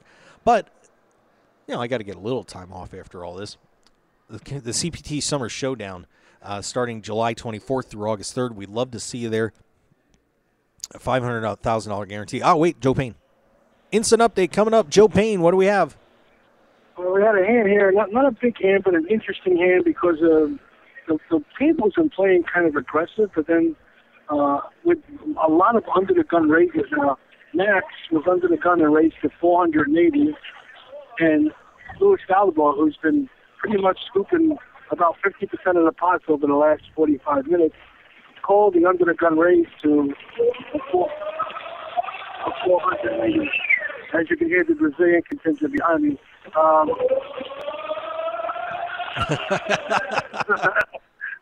They all keep it. So Lewis made a call for 480, and the flop came 3 of hearts, 10 of spades, 8 of diamonds, and it went check, check. The turn went 3 of diamonds. Again, it went check, check. And then the 8 of clubs came on the river, and Max check, and then Lewis decided to throw 750,000 a pot, and Max instantaneously mucked the hand. So wow. We've gone to, we either have aggressive play coming back over the top, or we having checked it down to the river, and then the last action takes a stab at the pot and hopes to steal it, and obviously that's been working now. So, but again, Lewis has been accumulating chips, and I don't have the chip count in front of me, but I'm sure you do, and I'm sure he's risen way above the $10 million that he had at the dinner break.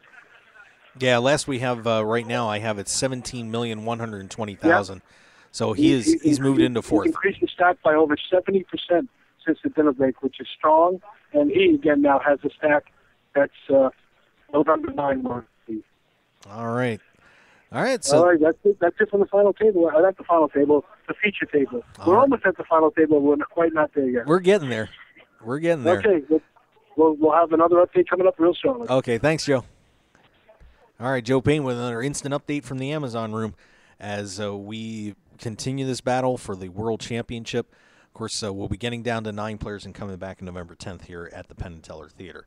Anyway, back to what we're doing at the CPT Summer Showdown. Once again, $500,000 in guarantees, July 24th through August 3rd. Airfare is cheap, too. I got up there in about $280 for my airfare. Not bad.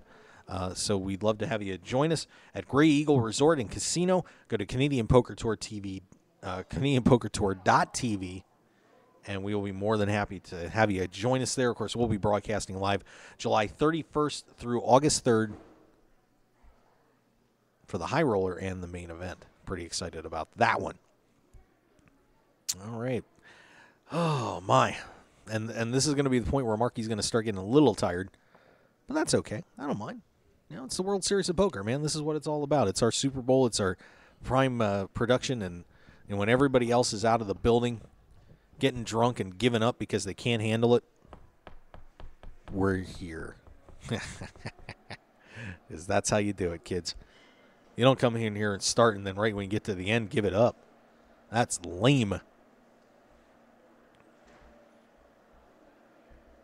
Okay, and let's see if we can get an update on the chip counts here for you as we just keep pushing and pushing tonight. Jorrit Van Hoof, your leader, 27.5. Dan Sindelar, a little over 20 million. Martin Jacobson at 19,265. Luis Velador, 17.1. Newhouse, 16.1. Felix Stevenson, 15.7. Bruno Politano, 15.2. Christopher Graves at 11.2. William Tonking, 10.8. Thomas Sart Jr., 9.9. William Papa Constantino at 8.8. And Donny Larabi at 8 million. Maximilian Seneft at 7.9. Craig McCorkle, 6.8. And Oscar Kemp, 6.32. So that's where we stand right now. 15 players. 9 spots. So, of course, got to say, give a lot of props to the ESPN team, too. They've been running around here like crazy and doing a great job covering this event, and I'm sure you're going to be thrilled with the broadcast. Of course, they start with the national championship coming up in a couple of days. So make sure you join us for that, or join them for that. It's going to be an awesome time.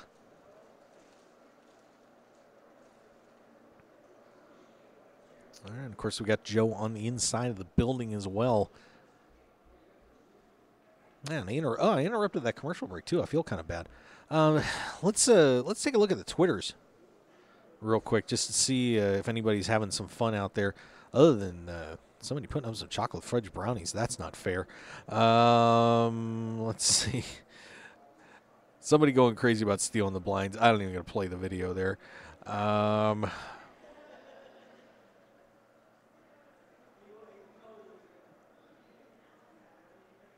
Let's see. Just trying to.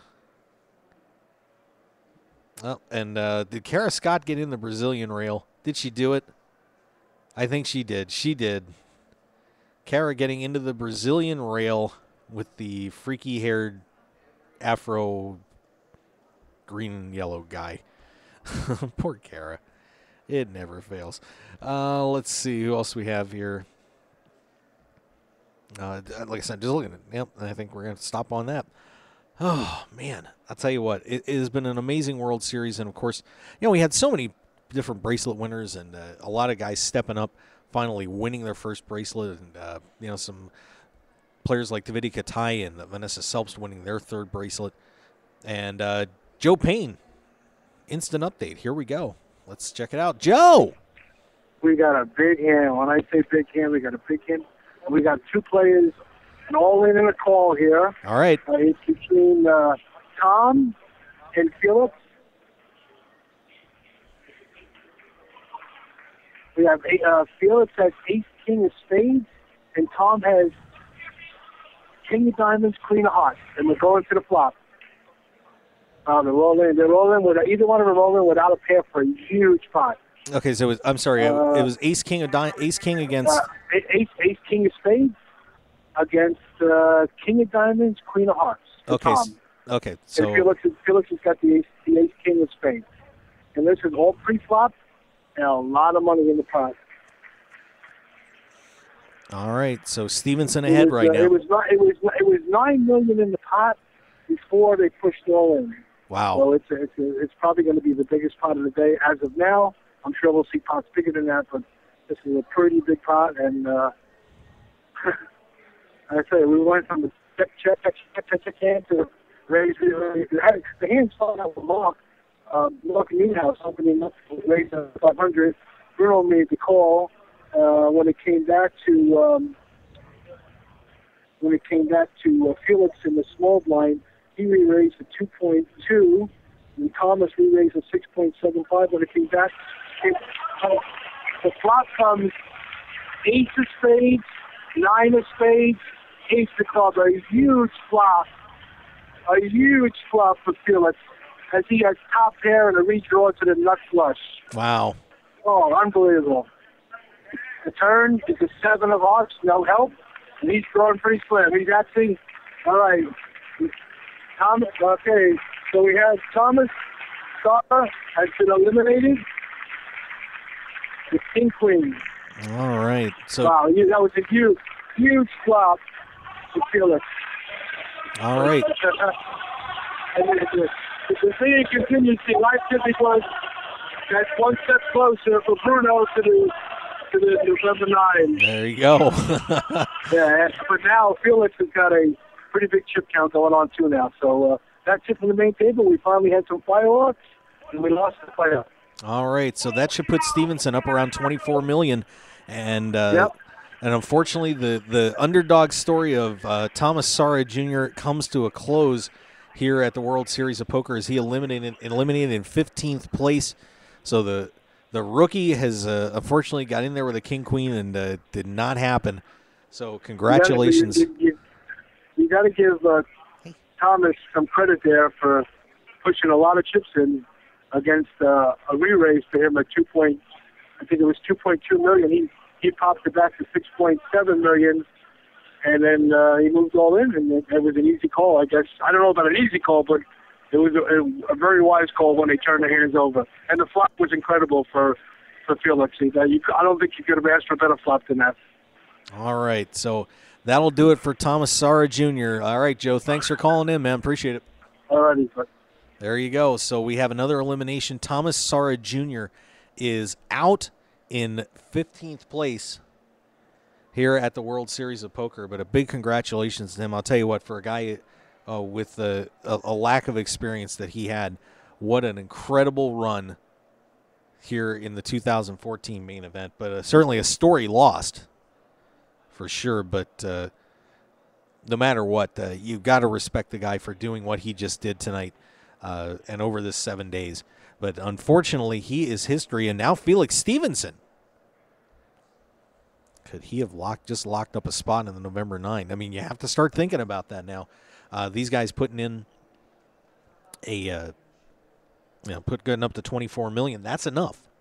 I tell you right now, that's enough. And I'm not saying take your foot off the pedal, but you also have to realize where you are right now.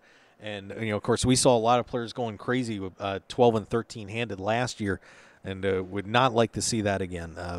Play smart, play solid. Oh, excuse me. And see how it turns out. But so that is going to take us down to 7 and 7 on these tables. And as soon as we can, we'll get a quick update for you on a quick reset on where we are here on this main event, day 7 at the World Series of Poker. All right, I'll tell you what, we're going to step back, take a quick break, and we will be right back here on the Mark Hoke Show. 14 players left. 5 going home, 9 coming back here in November. Stick around, everybody. We will be right back.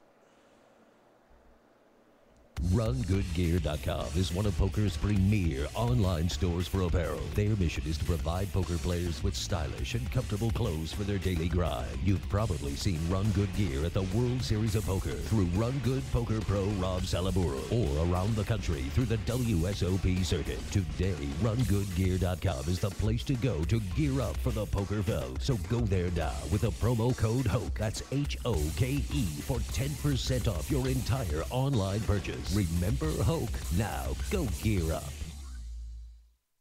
When it comes to custom poker tables, why would you buy something someone else designed and even named for their sales or marketing purposes? The Nighthawk, the Gambler, the Big Slick, the Nuts. Sure, you can customize it if you want, as long as you choose between black, red, or even green cloth, but that's about it. When you choose to play off tilt, it's not just another table, it's your table. The same price gets you a fully custom designed table that reflects your style and game. Off tilt makes it easy to design a truly one-of-a-kind custom poker table that'll give you home table advantage. Sure, Off Tilt could name their tables for marketing purposes, but why? It's not ours. We don't play on it. And to be honest, there are over 1,000 named Off Tilt tables worldwide, including the WSOP, the Deep Stacks Poker Tour, the Jonathan Papelbon, as well as Julie's, Chris's, Scott's, Amber's, Tristan's, just to name a few. So let us add your name to the list and deliver a truly custom-crafted, furniture-quality poker table worthy of your game. Visit www.offtiltpokertables.com or call Brian Knott today at 262-490-3812. We'll show you why Off Tilt is the only way to play.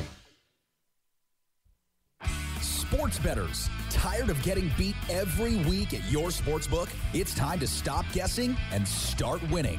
We all know cash is king, and it's time to let the team at Double Digit Covers come to the rescue to help you get the positive cash flow you need to live the life you've always dreamed about. Tony Dos and his all-star sports handicapping team will be in your corner to help you beat the point spread, bring excitement and winning to your betting experience, and build your bankroll to levels you never thought possible.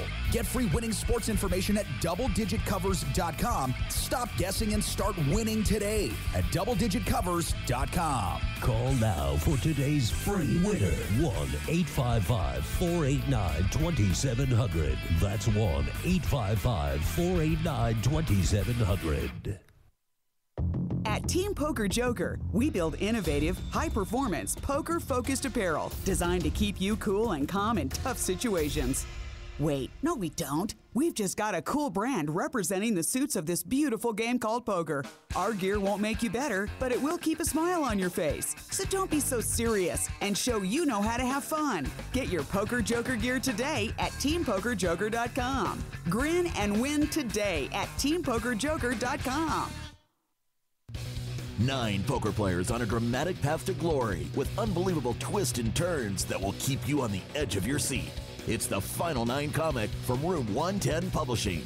Go to final9comic.com to download the first issue preview and get ready for the official launch coming soon. 9 will become 1, one way or another. final9comic.com. And for more details, make sure to follow them on Twitter and like them on Facebook at Final9Comic.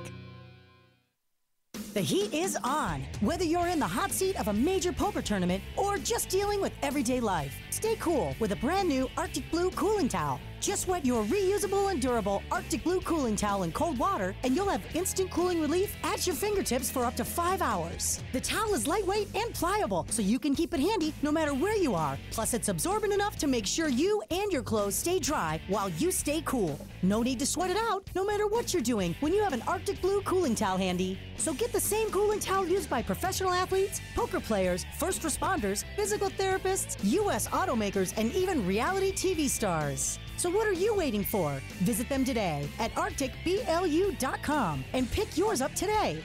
Plus, enter the discount code MarkHokeShow when you check out and get 15% off plus free shipping to keep some of your cold hard cash in your wallet. It's like the Arctic Blue Bear says, it's not cool to be hot. So pick up your Arctic Blue cooling towel today. Poker players, it's time to check out DeegePoker.com. Deege Poker is the unique and clever choice for a new generation of true grinders. Representing the full spectrum of poker players from the novice to the world champion, a true Deege player gives their heart and soul for countless hours at the tables to be the best. And Deege Poker apparel shows everyone who you really are on and off the felt. So join the new generation at DeegePoker.com. That's DEEG Poker.com. Deege Poker, the world's newest poker apparel store. Want more of The Mark Hoke Show? Then follow us on Twitter at Mark Hoke Show and like our Facebook page at The Mark Hoke Show for show news and outstanding poker content from around the world. Plus, enjoy the show anytime by subscribing to our podcasts on iTunes or at markhokeshow.podbean.com. We're even on your mobile phone at markhokeshow.podbean.com/mobile. Thanks for listening and being a part of The Mark Hoke Show. This is the Mark Hoke Show. The Mark Hoke Show. Here again, your host, Mark Hoke.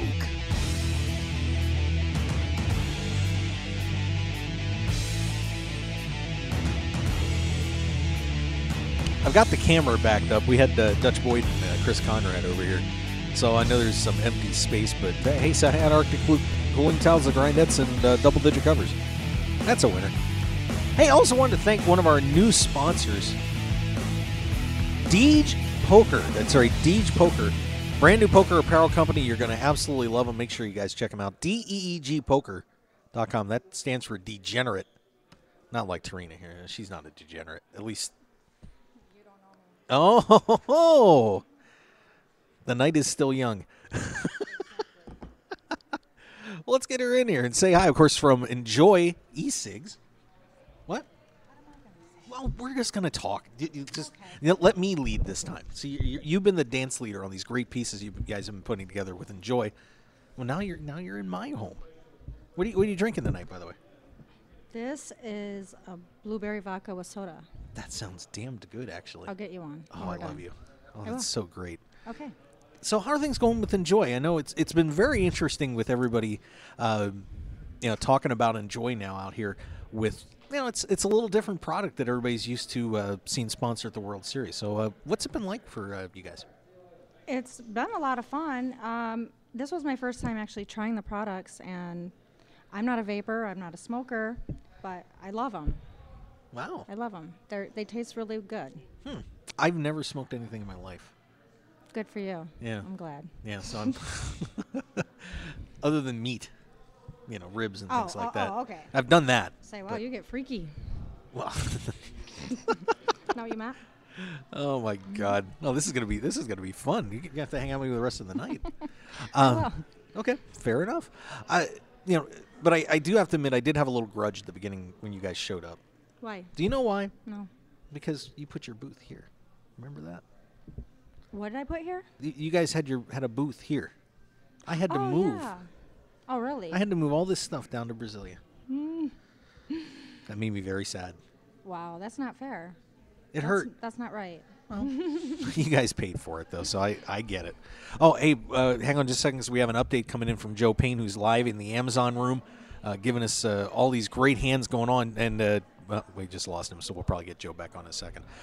Yeah, but what's been the reaction to the players to enjoy? I mean, it seems like whenever they've tried it, they liked it. So. Yeah, we got a free commercial basically out of Scotty Wynn. Oh, there you go. Yeah, he raved about it, and all of them enjoyed it. Cool. Yeah, everybody's liking it. Good. Yeah, because it was funny because everybody was like, oh gosh, now these guys are going to be handing us e-cigs, and oh, here we go. But that's good that you guys were able to turn the reaction around. So obviously it's a decent product, and you did a good job. Yeah. Yeah. Yeah. Thank you. You're a sales girl. You got it going. You're all right. Thank you. So of course the piece is going up on YouTube, and thank you for having me in a few of them. I do appreciate that.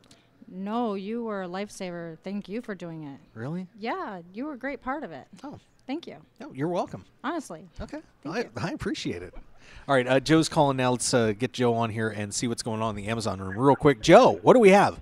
Hey, Mark, it looks like we lost a player from the secondary table. Oh, wow. Oscar Kemp seems to be out. That's what I just heard. So looks like we're down now to, we lost one player, and we're moving very, very close to getting down to final 9. But an interesting point, as I'm sitting literally now as the only non-Brazilian, I think, in the section that I'm sitting in,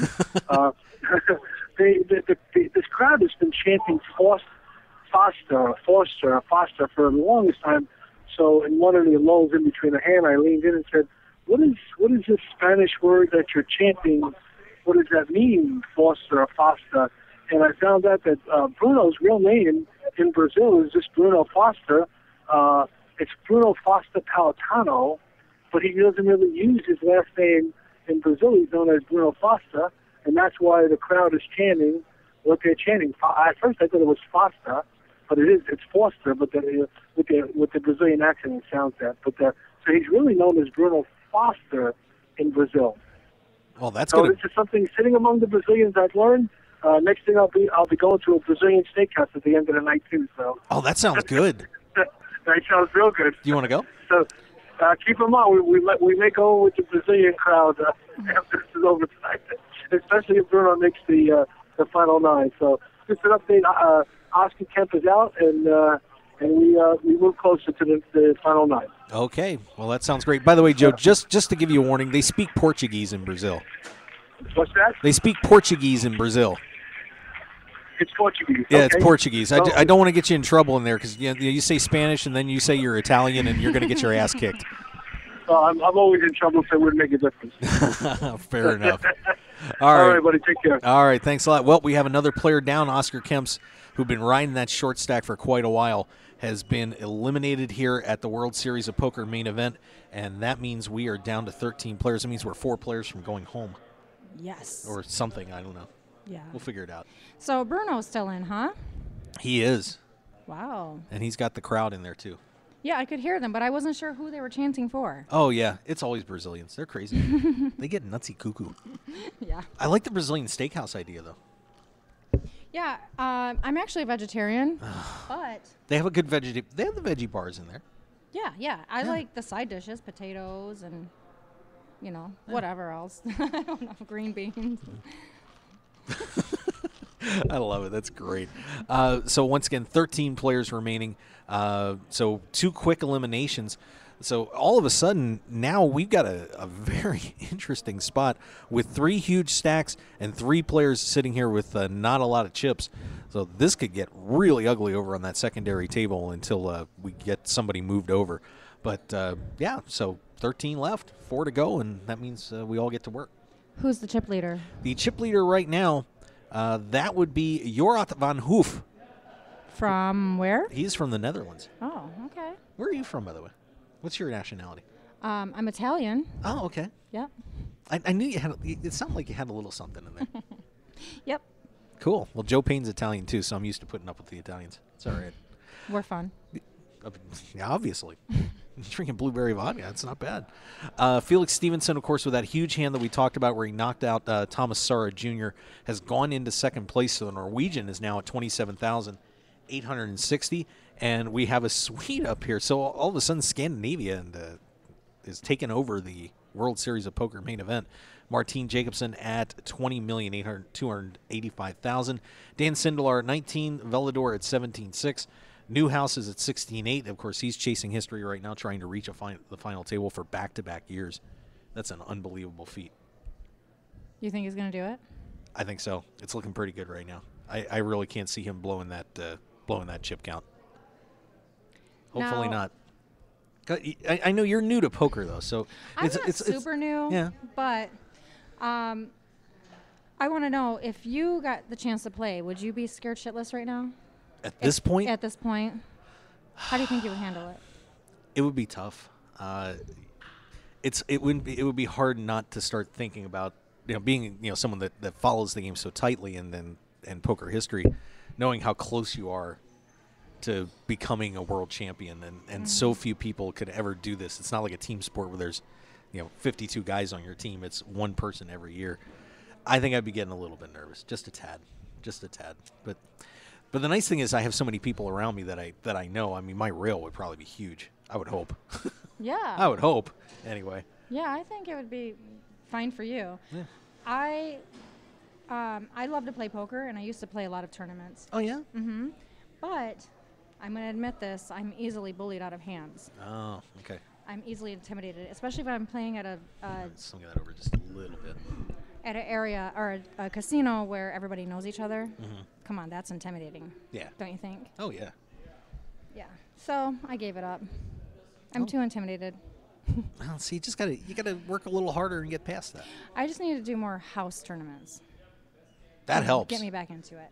That does help, because you're usually playing with your friends who just act like a bunch of dicks all the time and try to destroy you. Do you ever have parties and play? Oh, yeah. Oh, yeah. I want to come sometime. Okay. Seriously. Yeah. Now, Okay. do you live here? I live here. Oh, I thought you lived in. You're No, here. no, I'm here. Awesome. Well, absolutely. You're All right. invited. Done. We'll exchange phone numbers and go. That'll be cool. All right. And I'll try and keep some e-cigs around. Okay. Actually, more. I think you're more concerned about the booze, right? The booze? Yeah. No, What would you rather have if you came over to a party in my house? Would you rather me have booze or e-cigs?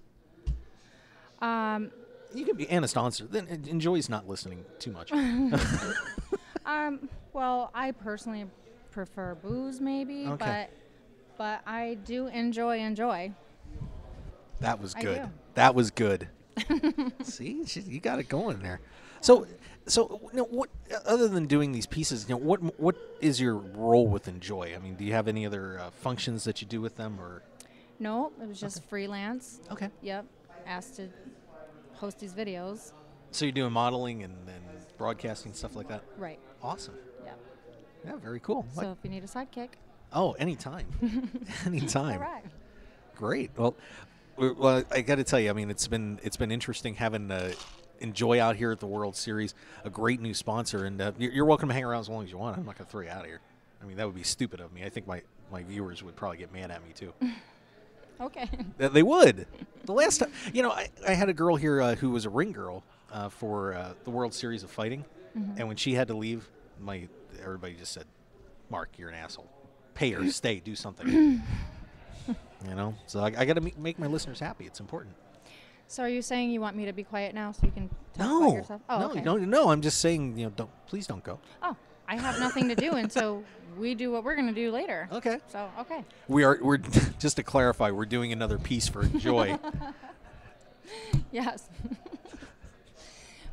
Would you like me to get you a drink? I would love a drink. Same thing? Sure. That okay, sounds but awesome. you know what? I just remembered. Yeah. It's not the flavor I said. It's pear, but it tastes like the other thing I said. You know Do you what? care? Is it booze? Yeah. Done. Okay, with soda? Sure. All right, I'll be right back. Okay, there we go. But don't hurt yourself getting out of here. It's really not worth it. Trina from Enjoy, everybody. Just grabbing me a drink. Okay, thank you. Awesome. All right. So, you never know what's going to happen here at the World Series of Poker. I love this job. I really do. It's the greatest thing ever. 13 players left here at the World Series of Poker main event. And a couple of short stacks in trouble. I'll tell you what. We've got to be looking right now at who's going to be making this November 9. And, Max Senft in some major trouble here. at $4,095,000. Craig McCorkle is at $5,820,000. William Papaconstantino, the ESPN team, praying to God that the graphics don't have to continue for the final table, but he's not. He is at $8,080,000. Christopher Graves hanging on at 9.12. He is in 9th place right now. So Papaconstantino is your bubble guy at the moment. And Felix Stevenson, by the way, has just taken the chip lead. Stevenson now at $29,680,000, just gets past Van Hoof at $515,000. Luis Velador has now cracked the 20 million chip barrier. He is at $490,000. Martin Jacobson at $20,285,000 has gone down to 4th place, but obviously still in a great position to make the November 9. Dan Sindelar is at 19, and Sarah Grant is it's Sarah Grant. That's all there needs to be said. Mark Newhouse is in 6th, $15 million. Still in a pretty decent position. But, wow, 4 to go. And we're only at 9 o'clock. That's not bad. So let's take a look at where these guys are on their tables. The featured table has 7 players on it. That is Andoni Larabi. Larabi currently at 7.2. Craig McCorkle at 5.8. So a couple of short stacks there. Mark Newhouse at 15 mil. And then you have Bruno Politano, who is at 13.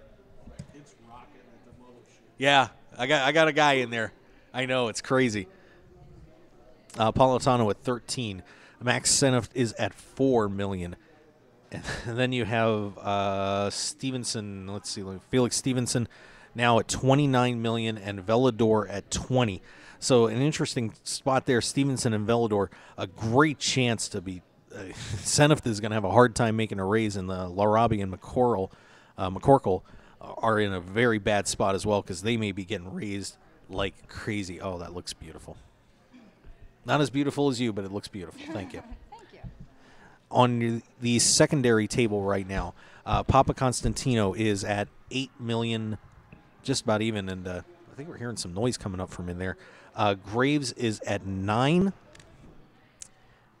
Tonking standing at 13 right now, and then your former chip leader Van Hoof is at 29. Jacobson at 20, and Sindelar also is at 19. So the second half of that secondary table in some big trouble. They're going to be seeing some raises coming at them pretty hard. Yeah, that guy's been hanging out the whole time. He's got a buddy in there. I believe he's with Larabi. So Which one? Mr. Andoni Larabi, if I'm correct. What place is he in right now? Right now in 11th. Oh. So he needs to giddy up a little bit. Yeah. Because that guy's been hanging out my booth the whole time. Has he been literally? talking? He's literally been here for like 3 or 4 days. Have you let him talk? No, he didn't want to come on. That's all right. Here, cheers. Cheers. There you go. Oh, that's good stuff. Very nice. All right. So once again, 13 players left here at the main event, and a couple guys. I got a feeling that, to be honest with you, this might be over with fairly quickly. I know I'm jinxing it, and I feel bad about that. Now you said sometimes, or there's a few times it's ran till 2, 3 in the morning. Mm-hmm. Yeah. Even when there's only like 12 players left. Yeah. Wow. Okay. Well, hopefully you didn't jinx us. I hope not. I probably did, but given where everybody is on their chip stacks right now and the positions on the table, I really think we've got this group here with a couple of short stacks that I'm sure they're going to be pounding on those guys, and these guys are going to Stevenson and Velador should be going after Larabe and McCorkle. So I have a feeling we're going to see some eliminations here coming up pretty shortly. All right. So cool. that'll work for me. Yeah, for me as well. Definitely. Are we allowed to vape out here? Do you know? I'm not going to stop you. Oh, yeah. Somebody just told me to put it out. I have to have my enjoy. Oh, okay. That's fine. That's fine. Okay. Hi, Pam. You still haven't come talk to me yet. You know that. Okay. I'll get you sometime. Someday. All right. Well, that was quick. Told you I'm not really a vapor or a smoker. I like the flavored ones better. This is a regular. Oh, okay. Tastes more like a cigarette for people who love cigarettes. Yeah. Yeah, I passed out a few of those to some friends. They dug them. They like it. These kind or the flavored kind? The flavored ones. Yeah. I have to take this off. Burning up. That bracelet looks painful. Painful? Can I see the bracelet? Want to wear it? Yeah, we'll give it a shot here. I don't know. Is that so bad? Looks good. Really? Yeah. It looks like I've been like claimed or something here. This is kind of odd, but cool nonetheless. Now, if I was 21, that'd have gone all the way around, but not today. Not today. Well, you can keep wearing it if you'd like. Oh, hey, whatever works for you. All right. Oh my God! Drink up, kids. All right, so we actually haven't heard from Joe for a while, so things may be slowing down in there a little bit. Now, what do you have there? Tylenol. Tylenol? Yeah. I know, I do cause headaches. No, eventually vodka will cause a headache, so. That's why I drink whiskey. Yeah, I don't usually drink vodka, but.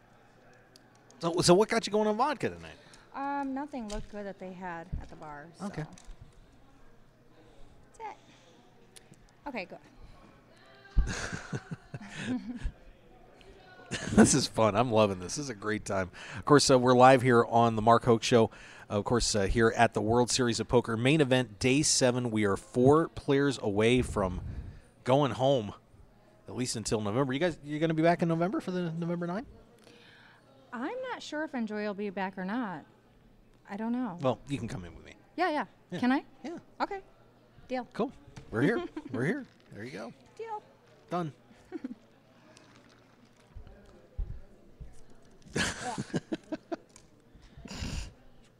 That didn't work out so well, did It's hard to it? swallow aspirin with vodka. Yeah. I've never tried that. It's not easy at all. I mean, doing crystal meth with the vodka I've done. No, I haven't done that. Everybody knows I haven't done anything like that. I have a feeling you haven't tried many things, no? Well, it depends what category. Drugs. No. I'm in the same boat as you. All right. Yeah. I've tried nothing except for marijuana as a teenager. See, I never even did that. Wow. Yeah. It's impressive. Yeah. I get a natural high. I have other things. I have other vices that cause me issues, so smoking and doing all that stuff. Hey, look at all these guys. It's the Run Good gang. What's up? I knew you did, too. Oh, okay. Well, you should have given one to Joe. Yeah, Joe's in there right now. Oh, no, I meant for like their tire rail. Oh. Like last year we sponsored Rob Solidary's rail. And Yeah. Jay Barber's. Oh, just pass it to the Brazilians. They'll take anything. Oh, man. Yeah, so I'm sorry? You'll be here tomorrow, or is this the last day for you? Last day for me, but we'll get it worked out. I'm off tomorrow, so. Tanakh Karn from Run Good. Played the main event, too. Doesn't look real happy about what happened, but, See, next time you just put me in, and then I'll win you the money. That works. But you got to, and while we're here, I want to make sure to thank you guys on the show for, we had the great Run Good Gear Lounge and supporting the Mark Hoke Show. You guys have been fantastic. The pros are all class all the way. We had a great time with them, and so thank you, sir. I appreciate it. Oh, look at him. He's all right, so there we go. Got the Run Good gear. We had fun in that lounge.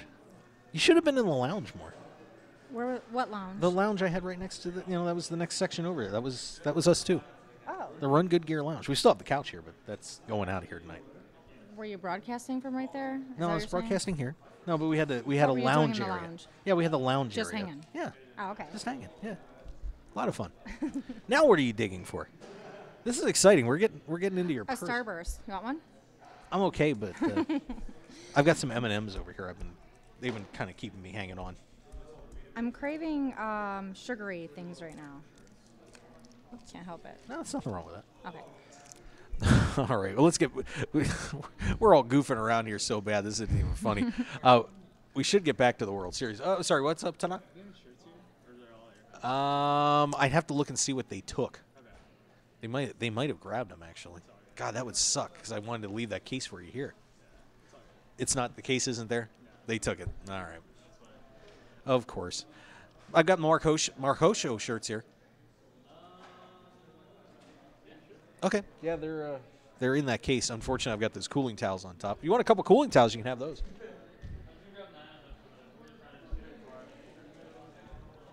All right, so we'll get those shirts out of here. You should get a shirt too.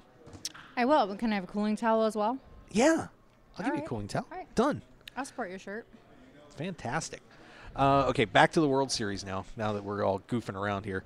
Once again, 13 players left, and wow, Jort Van Hoof did not appreciate losing the chip lead. He is now up to 34,040,000. Lock for the no way he's blowing that now. Right, Chris? He did? Oh, boy. So Jort Van Hoof is your new chip leader at 34 million. Felix Stevenson in second, 28. Luis Velador has slid up to 20. Martin Jacobson at 18. Dan Sindelar at 17. So he's trickling down a little bit. Mark Newhouse is in sixth at 14 million. William Tonking at 14.3. Bruno Politano, the Brazilian, yikes, he is down to 14 million. That would suck if he went out of there. No, he needs to pick it up. Yeah. You tell him. He's my new friend, Okay, so yeah. I'm cheering for him. All right. But it's a great rail, too. I mean, having the Brazilians back for the November 9 would be fantastic. It would just light up that theater. Yeah, it would make it fun. Yeah. They need something after the World Cup. wasn't Yeah. a good time for him there. So that would pep him up a little bit. William Papa Constantino, 12,520,000, followed by the guys that are on the outside looking in at the moment. Andoni Larabi, the Spaniard, 8,510,000. Christopher Greaves has gone down to 7.2. Craig McCorkle at 5.1. Maximilian Seneft. Your short stack right now at 3.8 million, and we should be getting close to this blind level. Changing that. Chris, how far are we off on the break? Do you know? Oh, okay, we're on break now? Or pretty close? Okay. All right, so we should be on our break any minute, and that means going up to a new blind level. That one is level number 34, 150,000, 300,000, 50,000 blinds. You ever play in a tournament with 150,000, 300,000 blinds? No. No? No. Have you? Yeah, because we decided to goof around and started at like 100,000, 200,000. We just made it up. Joe Payne is here. Joe's going to the bathroom. Good luck, Joe. I hope your live stream works out well like mine. We got to have some fun. So how's it going? You having a good time? You were nervous coming over here, weren't you? Yeah, I didn't realize it was going to be just sitting here chit-chatting. Well, yeah, we got to have a little bit of fun. Okay. You know? I didn't know. And I gotta make you comfortable. Yeah, I haven't really been following who's doing what in the tournament, so I was afraid that's what you were going to ask me. See, I know better. Okay. I take care of my guests. I always do. Look at that little mark on there. Yikes. I don't have a female wrist. Neither do I. I'll drink to that, too. Why not? All right. There we go. Cheers. All right, so players coming out on break, along with all the friends and family and everybody. You can start to feel the tension in here a little bit. We're getting so close to the November 9. And, you know, I mean, and you've done interviews with a lot of the players for Enjoy. You know, so what have your impressions of some of these guys been? Who have you interviewed, and, you know, what's it been like? Do you remember any of the guys you interviewed? Well, Bruno. Mm-hmm. Scotty Wynn. Yeah. Well, one of them, Mercier, but it turned out we couldn't use the footage because he's too young. Really? Yeah, which was a drag because it was a pretty good interview. Huh. You know what? I'm sorry. I can't remember their names. That's okay. A lot of people will probably forget some of these guys after it's all over, too, so don't worry about it. Okay. But I remember those three. So now you said you played, but I mean, is this the first time you've covered a poker event? Yep. So compared to some of the other things you've done, what is it like? I mean, it's certainly for someone that's never been in here before, I'm sure it's quite a different atmosphere. Yeah, it's a lot more intense. Not as much laughter going on. No, it's okay though. Everybody's been pretty nice. Yeah. Yeah. That's good. Yeah, it's been good. Yeah, we tend to be a kind of a dour crowd sometimes. Just the way it is. All right. Well, Joe Payne's back. I'm sorry about not being able to get that player's name. Oh, it's okay. We got it. Yeah, we got it. Second year table is surrounded. Can't really see, and then the surroundings kind of off. Yeah. Trying my best. Hey, we're doing great. Those live updates working well? I'm sorry? Live updates are Fantastic. We've now dubbed them the instant updates. They're now the instant updates. Yeah. I'm sorry? Yeah. No, it's okay. It's okay. I was just going to take a commercial break anyway. Since the players are on break, we're going to take one too. So let's, actually, I think I might take a few here and relax. So let's. I was going to step away for about maybe 10 minutes, and then we'll come back when the action's back in play. So we'll take a breather here on the Mark Hoke Show. Relax, enjoy ourselves. We got drinks. We got Joe. We got drinks. We got drinks. You want Grace, you don't want to. Yeah. Grace adds a little bit more flavor to the broadcast as opposed to Joe. Yeah. Yeah. Got it. My New York accent. All right. So let's take another break. And like I said, we're going to take about 10 minutes off, and we will be back with 13 players remaining here in the main event. So everybody hang in there. We'll be back on in just a little bit. Thanks for joining us here on the Mark Hoke Show. We're live at the World Series of Poker main event, Day 7. Stick around. We'll be back in about 10 minutes.